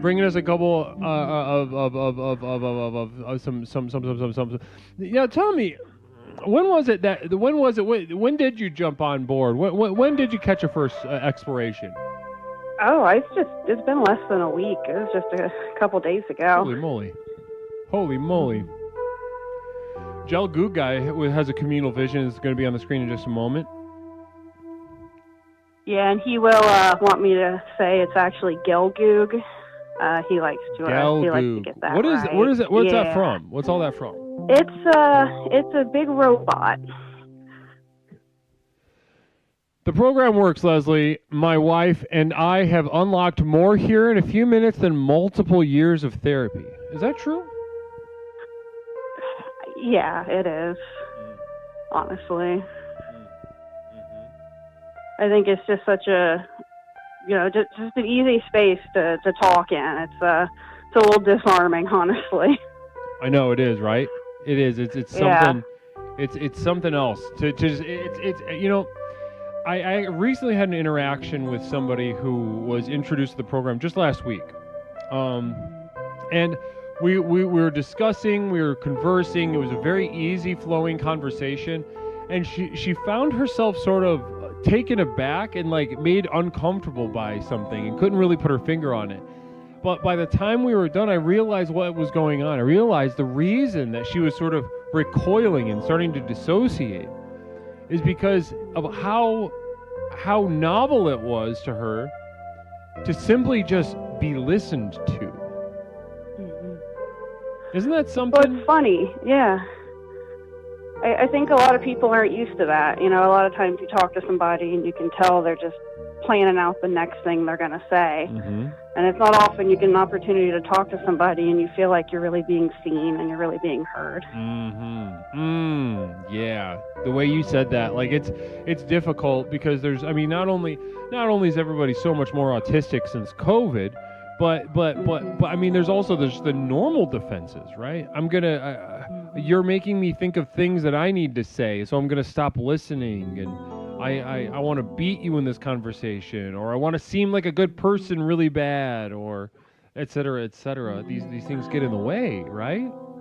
Yeah, you've got COVID, you've got Tylenol, you have everything being turned into a competition, and it's no longer just people engaging, it's wanting to win, it's wanting to show how smart you are. And I don't think there's a lot of spaces left, like the one that you've created, that just let people just really be themselves. And I think that's something that you definitely deserve recognition for. Wow. I can't tell you how much that means to me. I part of this program, Unlocking and Unleashing the Power Within, is acknowledging reality as it is and allowing ourselves the space to become ourselves. This might sound easy, this might sound simple, but as you said it is simply not that common to find. If you search around most Twitch channels, they'll claim to be supportive, right? They'll claim to listen to the chat. They'll claim to do kind of just go down the little checkbox of HR bullshit, and they'll say that they do it, right? Yeah. But somebody told me once, they said that something can be simple, but that doesn't make it easy. And I think it takes a lot of hard work to keep things simple and to keep things on that human level. Wow. Marsh Hag, that was tremendous. Listen, this is, first of all, thank you for calling. Thank you for the bravery of being a first-time caller. There are people who have watched this. I just spoke with a young lady a couple months ago. She literally stopped me on the street and she said, "Are you Leslie?" And I said, "Yes, I am." And we talked for about 25 minutes. And she said, I've been watching you for years and I've never said a single thing in chat. She told me her username, no idea who she was. And you, 4 days in, 5 days in, getting on the line, getting on the horn. I can't thank you enough for your bravery. Yeah. Well, thank you so much for letting me call in. The guy with a communal vision. Wholly admit it was rude of me to insult your loaf. For that, I apologize. I'll even go as far as to make yours before I knock it. I just think that's really big of him to come out and say. It's big of him to kind of apologize and be small. Yeah. It takes a really big person to let themselves be small, and I just think that that's huge. I see. It's funny that we say that, but before we even open that can of worms, listen. Listen, you guys clearly got a synergy with each other. You clearly, and I'm so glad that you came here as a package together. We have other couples, married couples, dating couples, burgeoning couples that have come together and broken up here on the chat, and it adds a certain richness to our community and to our explorations in general to have that kind of vibe here. So thank you so much, genuinely. Yeah, thank you. I mean, we're all on a journey, and I think the more the journey that we can walk together, the richer it is for everybody involved. Namaste. Beautiful stuff, Marsh Hag. You keep saying all this beautiful stuff. I'm gonna have to kick you out because you're gonna take over the program if you keep going. Well, I don't want to do that. Well, it was wonderful to meet you, Marsh Hag, and again, thank you so much for calling in. Yeah, thank you so much for having me, truly. Quick, one more communal vision. Namaste, caller. Honestly, great. Every time we get first-time callers, and we'll work on your clapback game. Don't you worry. Thank you. That's very kind of him. Namaste. He's a very generous young man. Very generous young. He's 17 years old. Would you believe that? Oh, wow. It's crazy, kind of the things that people encounter at different points in their lives. Yeah. He's mature beyond his years. I've been spending a lot of time with him, and yeah, he's a very, very bright young man. Well, that's definitely a credit to you and the work that you put in. Thank you so much. Thank you so much for saying that. Well, namaste to you, Marsh Hag. I appreciate your presence. Yes, namaste. Thank you. Namaste.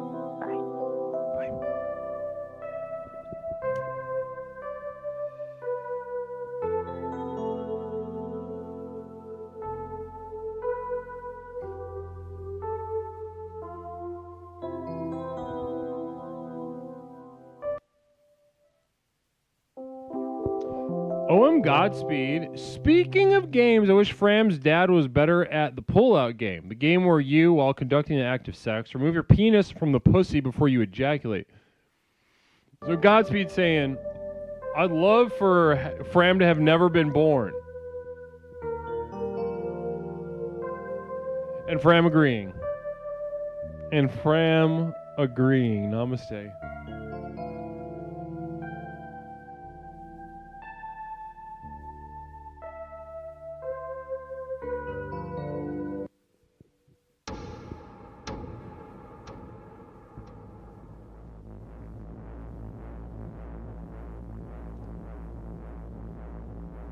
It's room temp now, Peppercorn.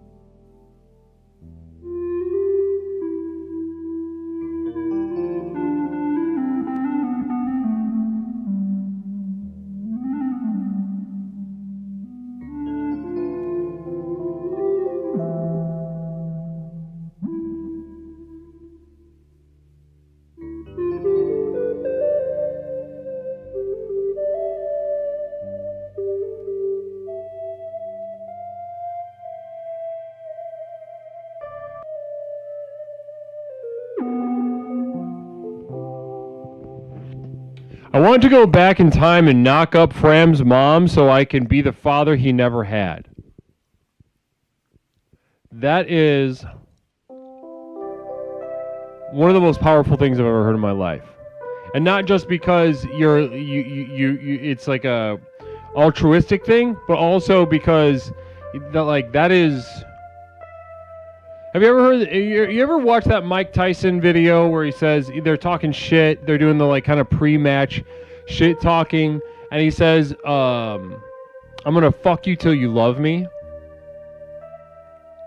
What you just said, Poor, is along the lines of that. It was chilling to hear.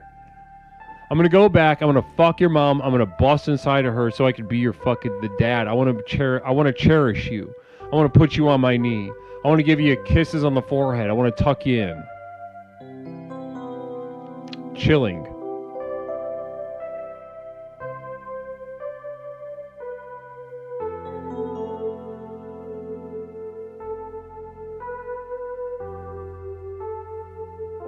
Yeah, you guys know what I'm talking about. The Gelgoog guy. Gelgoog guy coming with another communal vision.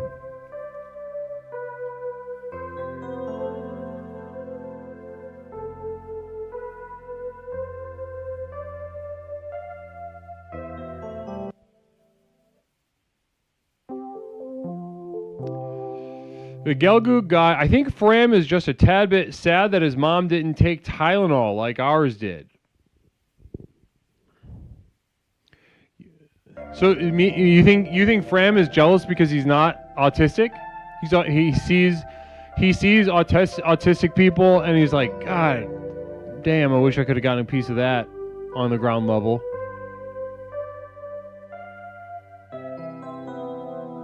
Tyson would have loved my lipstick. I'll bet he would have.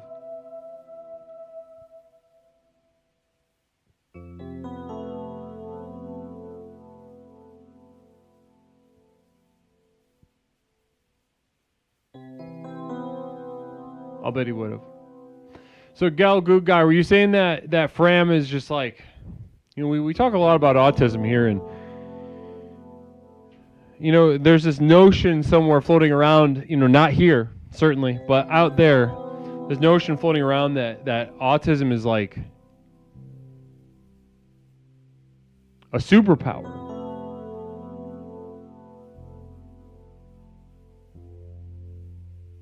No. No. Definitely not.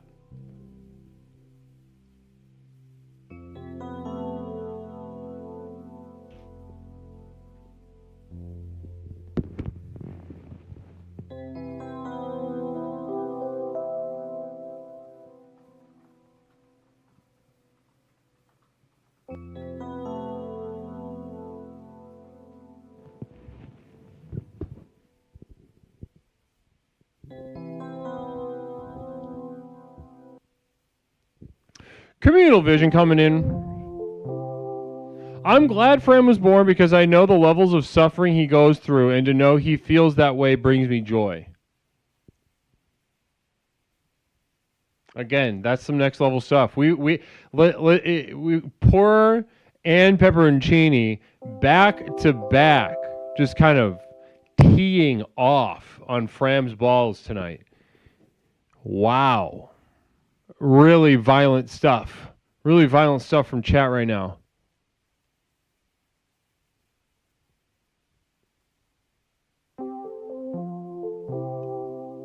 Well, the nipple bottom. I think most people cut their toenails too short. And that's an interesting little point. An interesting point. Do you think there should be some length? There should. Oh my goodness gracious. We have been raided by Clint Does Improv. Namaste, Clint Does Improv. Welcome on in and welcome the gang. Welcome the gang of goofballs. Welcome the gang of goofballs on in, guys. It's great to have you guys. Welcome to Explorations with Leslie Tanner, the most effective personal power program in the country, bar none. Today is and can be the first day of the rest of your life, should you allow it. With this program right here, you're not going to need another program. Here, you will truly allow yourself to become yourself. You'll be given the tools to become in a way that you have never become ever in your life. You've never become this fully, this fundamentally, and it's not going to feel good. It's not going to feel good. That's been one of the mistakes. That's been one of the mistakes so far, is all these programs, they want you to feel good. No. Mother Nipple Bottom, should they be a little longer? Should our toenails have a little bit of white to them?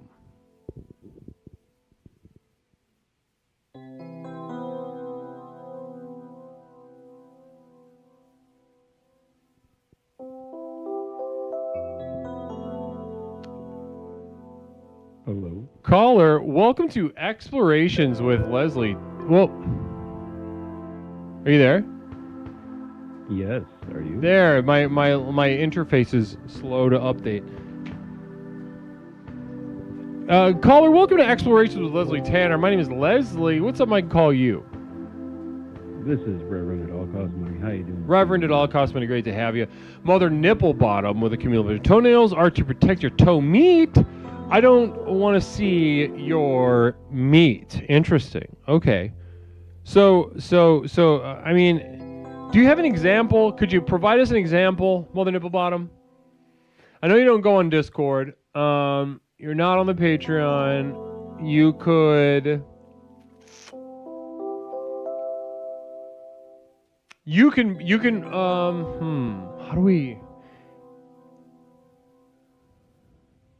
how do we do this?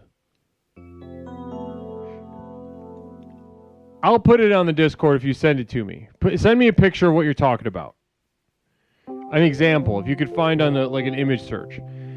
OM Godspeed, just going back to the time travel thing Poor was talking about, what if instead of going back in time wholesale to fuck a mom directly, some people just sent sperm back in time to be dads, but avoid child support? And could this explain some, many, or even all of the countless so-called virgin births we've seen throughout the ages?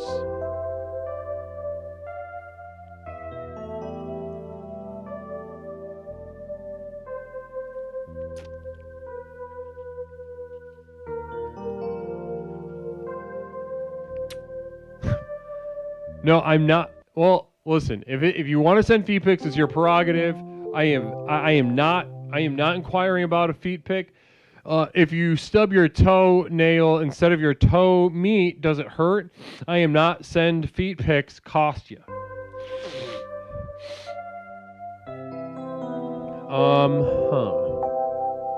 The feeling that we are part of something, going somewhere. There is no better drug on earth. Definitely better than whatever my friends and patients are ODing on. Beautiful stuff. I've got friends and patients dropping like flies.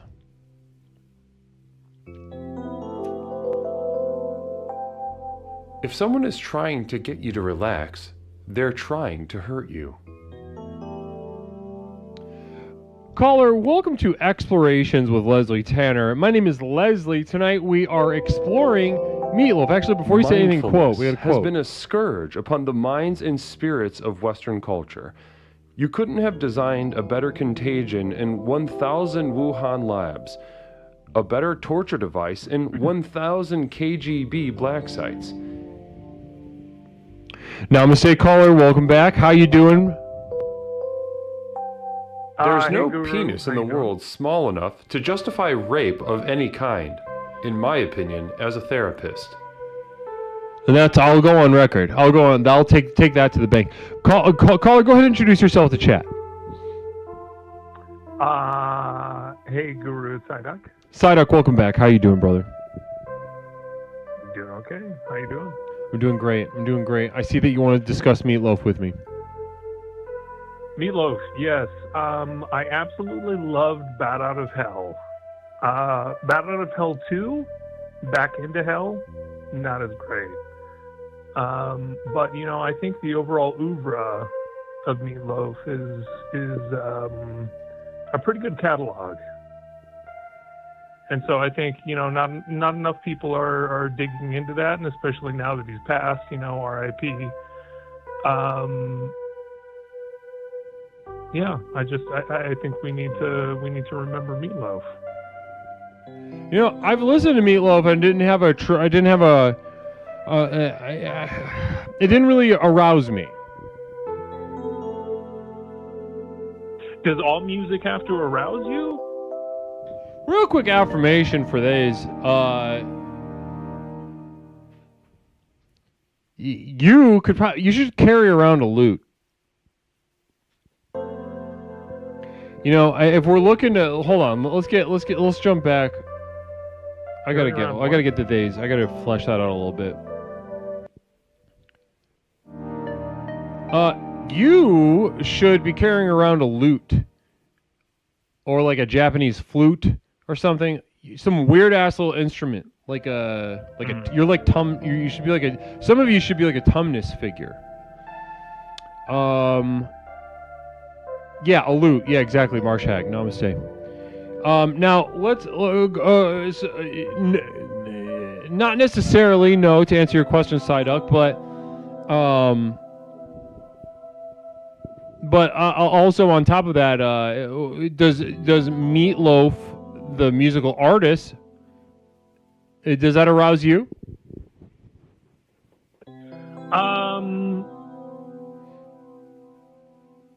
I don't think his entire discography maybe arouses me. There's one or two tracks that could maybe have me feeling a certain way, but also I think I'm now realizing after kind of scrubbing back a little bit that this is not indeed about Meatloaf the singer, but in fact the food. And I have been proven a fool, but that's fine. Yeah, yeah. Also so you great. didn't connect that this was about the food, Meatloaf? You thought this was about the singer?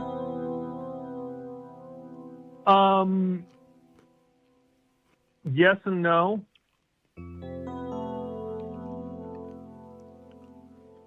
What do you mean? I mean, yes and no. Like, can you add a little detail to that? What do you mean? Yes and like. There was like been a picture of Meatloaf on the screen, like a live feed of the Meatloaf I've been eating. Haven't caught that. Been on audio only. Been cleaning the apartment. And we've also kind of been talking about recipes.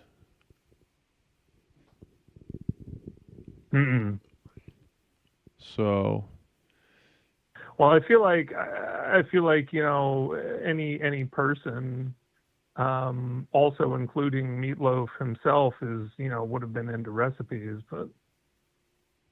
Yeah, but do you think? Okay, if somebody said the two words Meatloaf recipe to you, would you think of a recipe from which you could make a actual meatloaf to eat, or would you think like a recipe that everybody just knows that Meatloaf, the musical artist, is a big fan of? Leslie, I'm gonna show my ass here, and I'm gonna say number 2, and I'm sorry. So you're just a big Meatloaf fan, the art of the artist. I guess I'm not maybe as much of the fan, but I haven't interacted with the dish as much as I have the artist, and so maybe that's just where my mind drifts. But just me. So, did he have recipes that he liked, and did he have like a recipe club or something? I'm sure he did. Not that I'm aware of. This favoritism or whatever sort of osmosis. Well, the nipple bottom of the communal vision. If you put out cheese on Meatloaf, isn't it just now an overlarge cheeseburger? Any response? If you put cheese on Meatloaf, isn't it just now an overlarge cheeseburger? I guess. I think Meatloaf very similar, I guess, to some sort of lower meat ground patty product, but Meatloaf, I think, kind of involves like some sort of barbecue level sauce or something like that. So you're refuting the claim that Mother Nipplebottom made. Not refuting at all. I'm just I would say that it is an overlarge cheeseburger of sorts, because there are barbecue cheeseburgers, so it could just be a long barbecue cheeseburger. So thank you, Mother Nipplebottom, for that insight. Yeah, it's not bad. Okay. Well, Meatloaf, the artist, was a big fat guy, right? Yeah. I think when he was in his fame, he was, and then I think later he got a little bit skinnier. I think this was the pre-Ozempic era, so that's probably maybe something he either did on his own through actual diet and exercise, or some sort of methamphetamine / cocaine induced thing. But who's to say? I'm a proponent of either. I don't judge. So.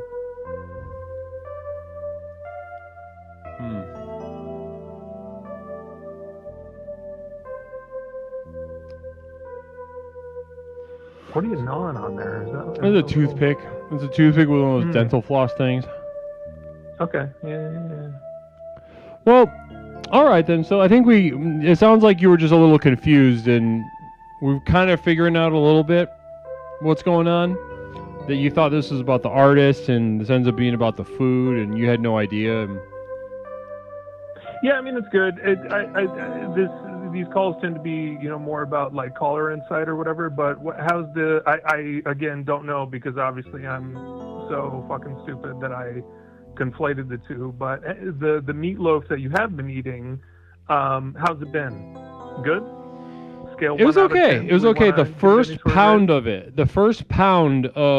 meatloaf was good, I'd say, and then after that, it got kind of rough. I would say after eating a pound of it, that would probably be. I don't feel good. I don't feel great. Yeah. Leslie is not feeling tip top right now. Also, when you cut up an onion and you peel it, and you think now, that Leslie, you peel. Can I ask you real quick? When you're cutting an onion, do you take the raw onion and then you cut the top and the bottom first in order to kind of mitigate the whole sweating process where it makes you cry, or you're not even caring about that? You're just willy-nilly cutting into that bitch. I just go. I don't think about. I don't think about whatever that is. Yeah. Okay. I just kind of let it go. Is that what you do? It's a thing like that I've learned from Nigel. chefs, that if you peel it and then cut like a little sliver of the top and the bottom before you do it, you can kind of mitigate a little bit of the teariness of an onion. But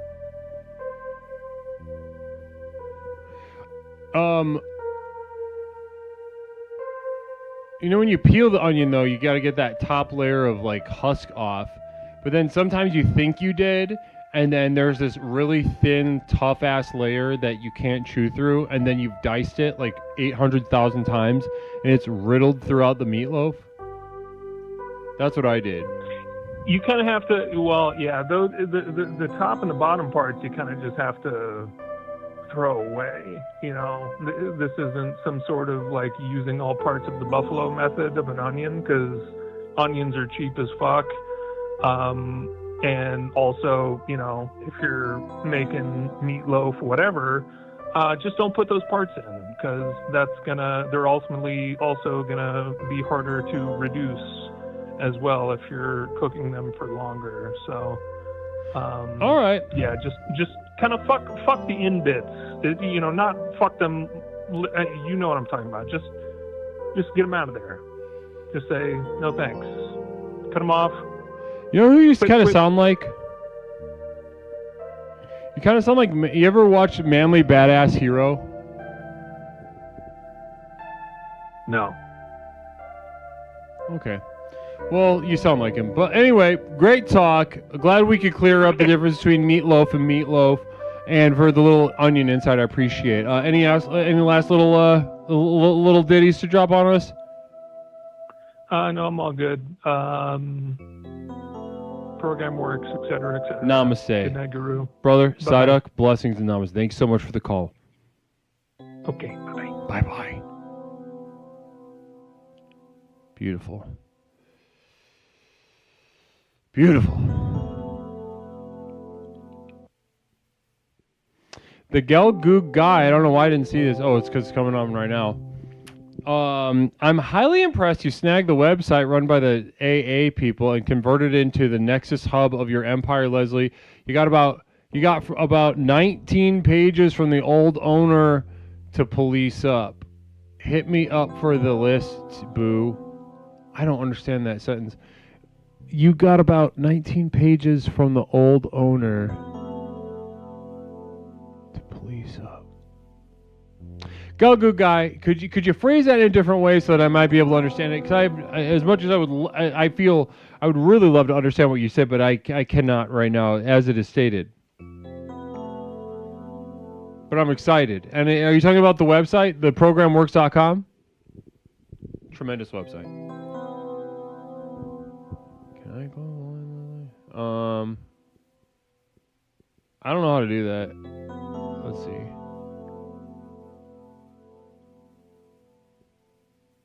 My screen just asked me a question. Can I close the line? There's probably a way to do it. I have not seen the instructions of how to do it. I'm going to have to look that up. No idea. You can just turn them away. Caller, welcome to Explorations with Leslie Tanner. My name is Leslie. What's something I can call you tonight?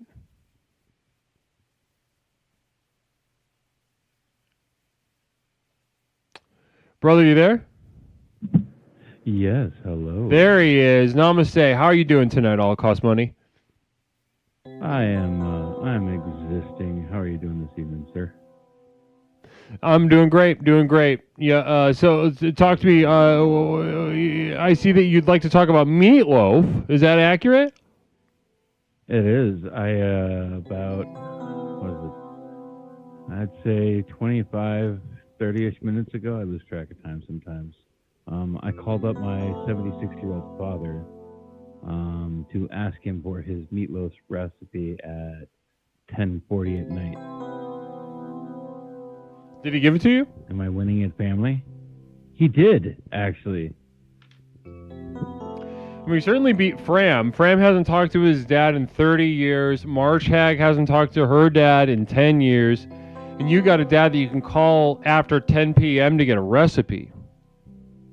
Yep. He also gave me his barbecue sauce recipe. Yeah, Fram, you just got your ass whooped by somebody who... Would you say that you love your dad? Yeah, very much so. By some guy that loves his dad, Fram. Your dad sounds like a piece of shit you haven't talked to in decades.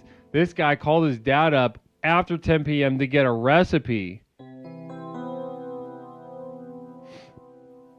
Fram, I don't know about that. We can talk about that. So, okay, so to give us a skinny on this recipe. What's going on? Why is his recipe special?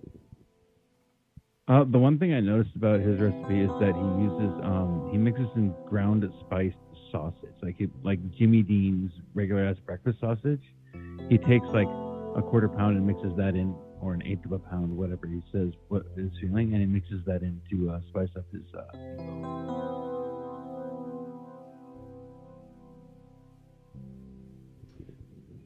When was the last time you had it? Oh, probably like 20 years ago. 25 years ago. Been a long time. And are you going to make it soon? I might. I don't remember not liking it, so I think I'm going to. I think I'm going to change it up a little bit.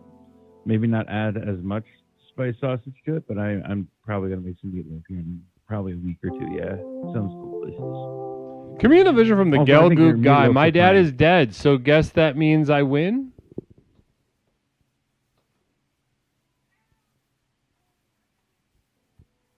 I mean, you can't ever talk to your dad again, I guess. Can you speak up a little bit? You're a little soft. Yeah. Is that better? Yeah, there we go. Yeah, I suppose he could hold a seance, right? Otherwise, he's never going to get to talk to his dad again.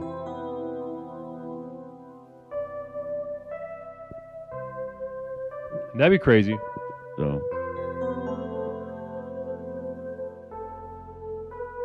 So I know, right? Like holding a seance. Have you ever held a seance, Leslie, or thought about it?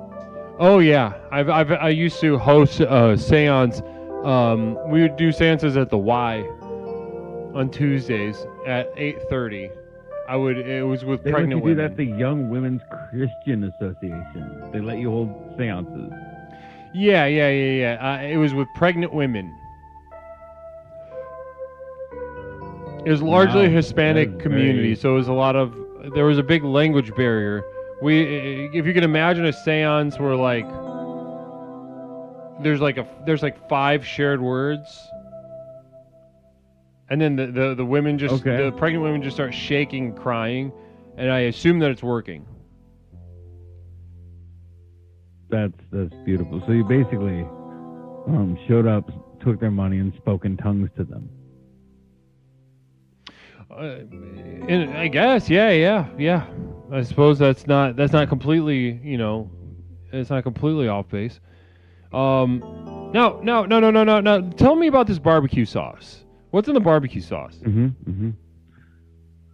So it's mostly just the regular, a little bit of honey, water, sugar, brown sugar, onion, and then a little bit of soy sauce.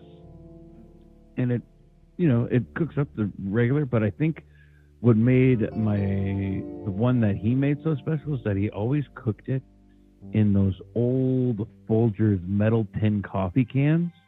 So when he make barbecue chicken, right, he would make this barbecue chicken sauce, but he always just instead of grabbing a pan or something, for the barbecue sauce he used a metal tin.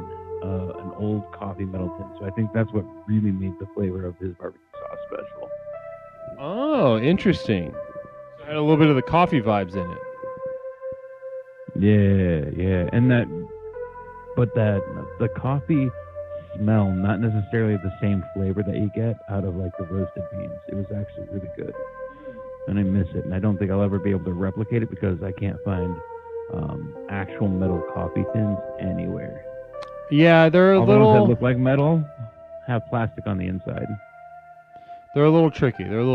I've got one that I keep for special purposes that I can't go into too much detail about right now, but we'll just save that for later. But yeah, when you find one, you got to latch onto it. The Gelgoog guy coming with another beautiful perspective from Gelgoog guy.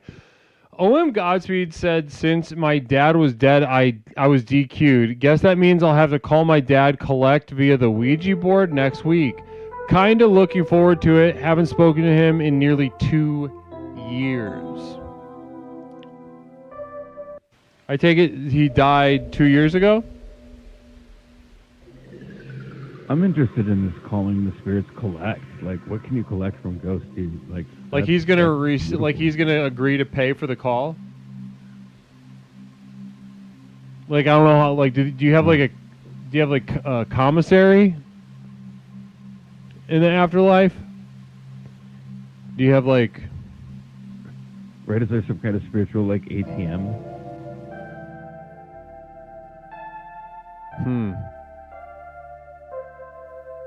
Died 2 years ago. On that note, womp womp. On that note, I'm thinking of starting a existential erasure agency.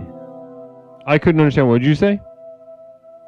I said I've been thinking of starting an existential erasure agency. Like if you have existential issues, you can sign up and I'll help you get rid of them. I'll help you close that third eye. Honestly, that sounds like a nice little sector of the program. Once we get the community center up and running, let's talk more about that. Definitely. Okay, we'll save that. Save that. Thank you for taking my call. Of course. Namaste, y'all. The program works, and you have a wonderful evening. Namaste at all costs money. Namaste to you. Have a wonderful night. Wonderful call. Wonderful call. Guys, this is going to be, we're going to have our final caller.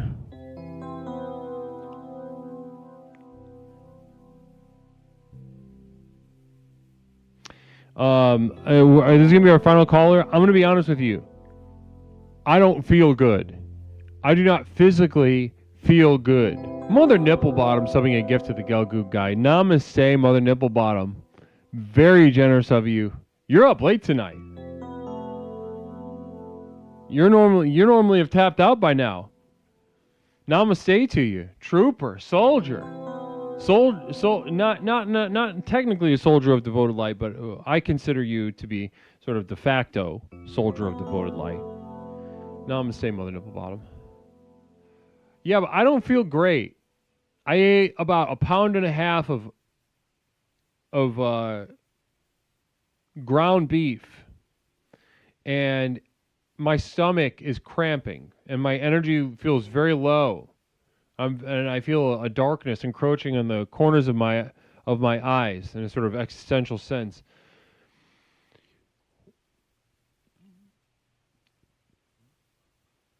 So let's get this last caller in here. Caller, welcome to Explorations with Leslie Tanner. My name is Leslie. What is something that I can call you tonight? It's Pepperoncini. Pepperoncini. Namaste, Pepperoncini. How are you? I'm doing well, thank you. How are you doing, Guru? I'm doing a little rough. I'm going to be honest. I ate this meat. There was a lot. Yeah, I wasn't around for the last one, but I heard tale that you were sick for a week after it. Yeah, right? The last time it was a mistake then. It was a mistake now in some degrees. Autopen 556. Namaste and welcome. But yeah, last time the thing that got me was that it was a frozen one that I got at Target, and it had milk in it. Ooh. And so that messed up my gutty works. Yeah. I remember. Probably had to spray the whole bowl down, right, when you took a shit. Oh, big time. Also, I'm on the keto thing right now, so I've got nothing but diarrhea. Mother Nipple Bottom. You're not getting fiber from anything? What'd you say? The fiber is okay, or what's going on? I don't know. Does fiber give you diarrhea, or does it help with it? No, you just might need more. You might need more fiber, and you can get fiber. So I think a lot of fiber normally comes from carbs. Right. So I think leafy greens are going to help you. I don't know if you're eating those as much, but just more of that. I haven't been eating those as much. Yeah. Maybe, eat the little iceberg lettuce. I got a head of iceberg lettuce last week, and I was like, you know what? Let's try it. I haven't had this in so long. I love it. Yeah, I think it's especially if you're on keto, it's very refreshing. It's nice, crispy, refreshing, and the reason I had steered clear of it is because I'd caught wind of just the general shit talking about iceberg lettuce. I'd switched to romaine or kale or something for a while, and ever since returning back to iceberg lettuce, I've really been enjoying it. Yeah, I think there's a reason why all the fast food places use it. Mm-hmm. As on their chicken sandwiches and whatnot, because it's good for that. You don't want the flavor from it. That's not to say I don't love an arugula or a spinach. Ooh, I love arugula. Yeah. Like Obama, fancy Obama with his arugula salad. Nowadays, arugula would be like hot ones. It's a little spice to it. I know, right? It's peppery. It's right. Peppery. I keep No, well, hold on. I was about to say something racist. Yeah, that's not. We had to really kind of hit the brakes last night. I know. The other night we started getting into some racial topics, and the chat started really bashing against the guardrails a little bit. Yeah. It was fun though. You got to do that. You got to do it every once in a while. You can't avoid it forever. My topic, the thing I want to talk about, I'm sorry, it's not Meatloaf too much, but it did get me thinking about candy, foods. Brother Poor, Explorer of the Month Poor, shared a video on Toaster Stream of this YouTuber who's like a grown man wearing a sock on his face, looks like a clown, who is giving tips to children on how to get more candy for Halloween, and it really tickled me. He had the idea of like, you know, here's a trick, is like take a video of one of your siblings pretending to be sick, and then you show it to the people whose house you go to for trick or treating, and be like, I'm trick or treating for both of us, so you get double candy. And I just loved that. I loved that format, and I thought you and me maybe just want to vibe on some ideas of Halloween hacks. Is that something you'd be interested in, Leslie? Yeah, listen, I'm gonna try my best. I feel heavy, and I feel hot and heavy because of all the ground beef. But I'd love to just give it my best. Yeah. Okay. Well, you know, one thing I was thinking about, the first one I was thinking about was, you know, it's kind of like tricks. You know, tricks are actually okay to do on Halloween. So like, this is a really good. I'm from the chat. I just have to call this one out. Sorry, before I do mine. Beautiful from pre-breakfast. Another gifted sub from Mother Nipplebottom. Namaste, Mother Nipplebottom. Continue. Pre-breakfast banana rights. You can buy candy at the store. That's a good hack. But we want to get free candy. Is light something on fire in the yard of the person in your trick-or-treating's house, and then when they're out checking it, you take the candy, you take their whole bowl. Ooh, that's classic. That feels like it's classic, but it's not. It's like a new classic, like a Kendrick Lamar album. Oh wow. That's how that felt to me. That's a really good idea. Mother Nipplebottom gifting another sub, the Otto Pen 556. Namaste, Mother Nipplebottom. Thank you so much for that. Yeah. I think any sort of like threatening their life for candy might be good. Yeah, you could have a gun. You could have a gun. You could have like pictures of them while they're sleeping. Yeah. Just kind of go door to door. I know where you live, clearly. I know where you live, and I know like I know what position you're a side sleeper on your right side. And they're like, "What? That's so funny. How old are you?" And you're like,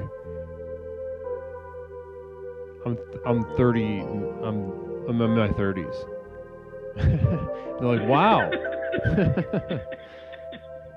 It's just a grown man doing this, threatening adults on Halloween. Yeah, trick. Well, and honestly, if you're gonna trick, it's way more potent if you are an adult. Yeah. If you're an adult tricking, then it's a trick. Because if you're a kid tricking, it's like, oh, you little rascal. Oh, you little alfalfa figure. Right. Whatever their names are. But if you're a grown man, especially if you're a man, should women be allowed to trick or treat with children and the mentally retarded? Oh, we talked about. I feel like this was a topic last year. Should the mentally ill be allowed to retreat or to trick or treat? I think the retarded were the retarded included. Maybe. Yeah. Well, I think everybody can agree that yes, if they feel motivated and they want to trick or treat, I think that should be. Well, I think we used it as like an entrapment strategy is what we talked about. The idea that we like lure these people in through the concept of trick or treat and give them like one last hurrah, sort of. I think that's what we talked about. Interesting. Yeah. Interesting. Yeah. That, and then they die afterward. Was that the deal? Yes. Yes. Like Lenny and George, like let them have one last hurrah before from the back. You're just coming from behind. They never see it coming. Right. Take Lenny trick or treating before.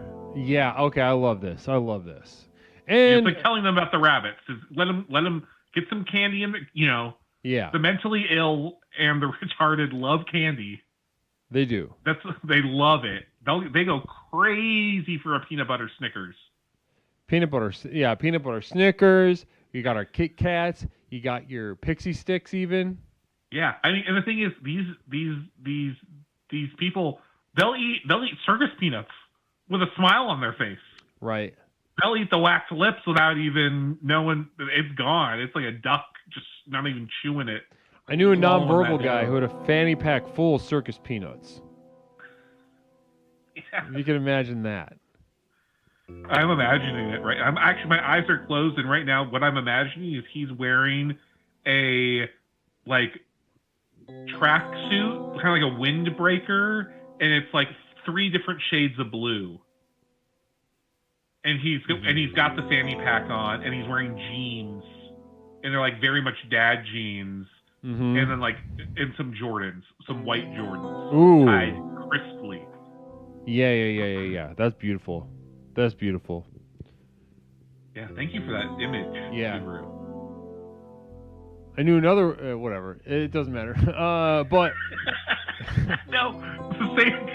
You can't. I was gonna say hanging.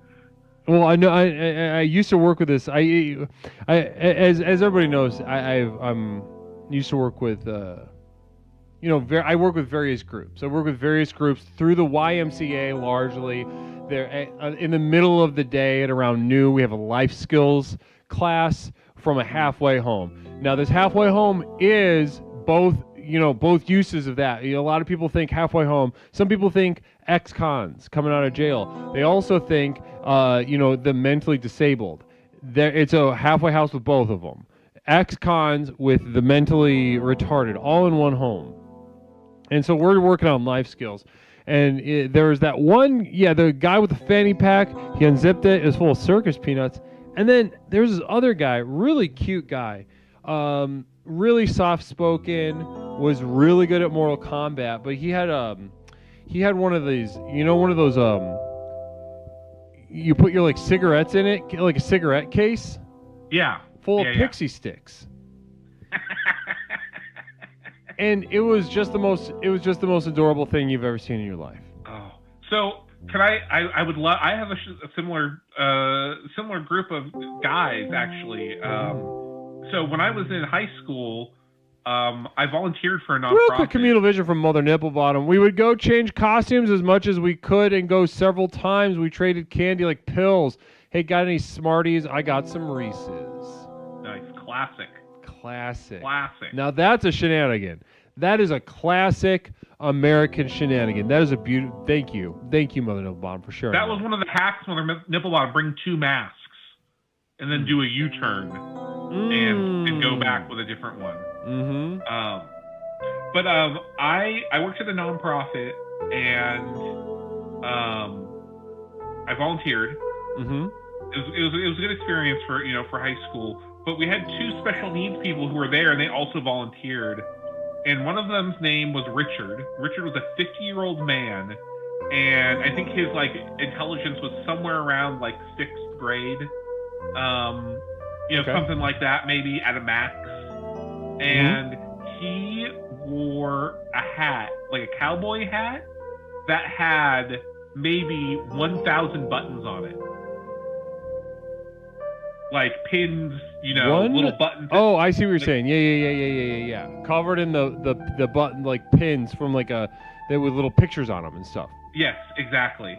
And his friend, that was Richard. I'm assuming he's passed away at this point. And then his friend Fredo. And Fredo was a tiny little guy, and he was this big old dude. And I stopped doing that, but still, they would call my mom every year and talk to her. And it was so, I don't know what it was, but those guys are great. They're something special, but they were always worked up with something.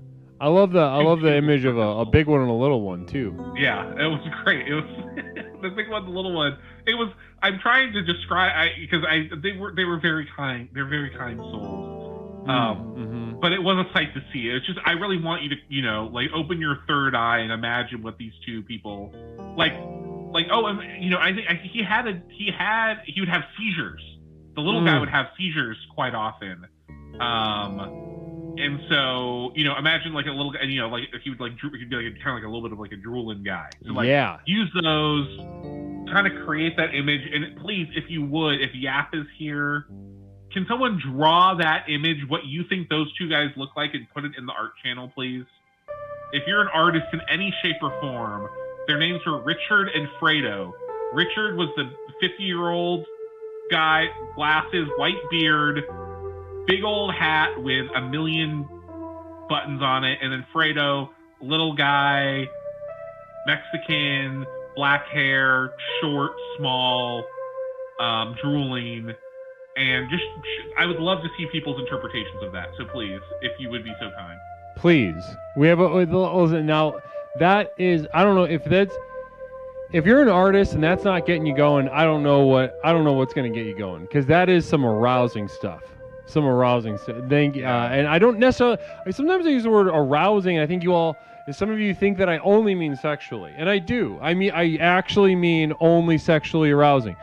Well, Pepperoncini, this has been beautiful. We've just begun a Jazz Express. I'm going to diddle a little bit and send us on out somewhere on twitch.tv.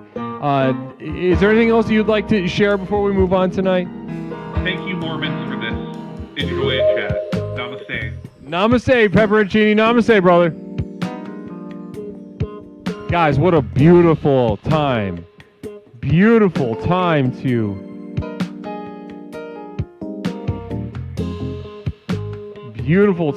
get going with a little bit of jazz, sending us on out to another community somewhere, somehow.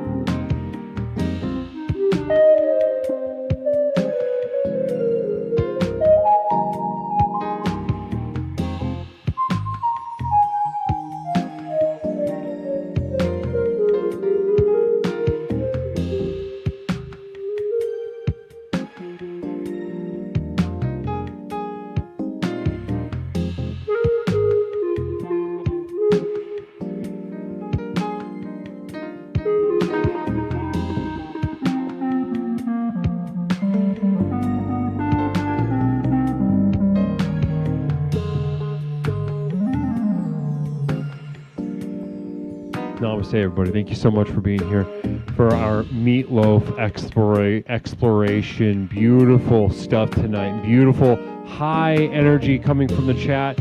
Blessings and namaste. We'll be back on Thursday night with another gorgeous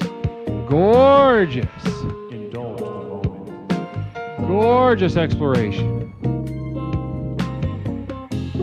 I'm looking to find somebody to raid right now. Listen, guys, we'd go even longer right now if I didn't feel like I was about to shit out both of my eyes. But listen, £1.50 pound. I know Mother Nibblebottom said a little bit earlier, cap it at 6. Yeah, that's not what happened. We did maybe about 24 ounces. 24 ounces of ground beef.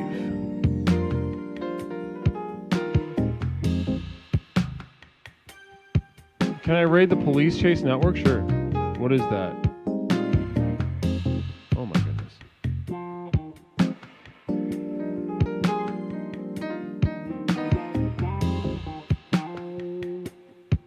I was about to hit. Yeah, let's do this. Let's do a new one. I don't know what that is.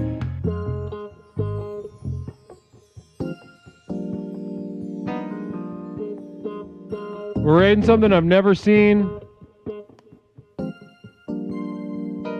I'm excited. Oh, this is actually... Oh, this is awesome. Guys, this is awesome. Yeah, this is a good idea.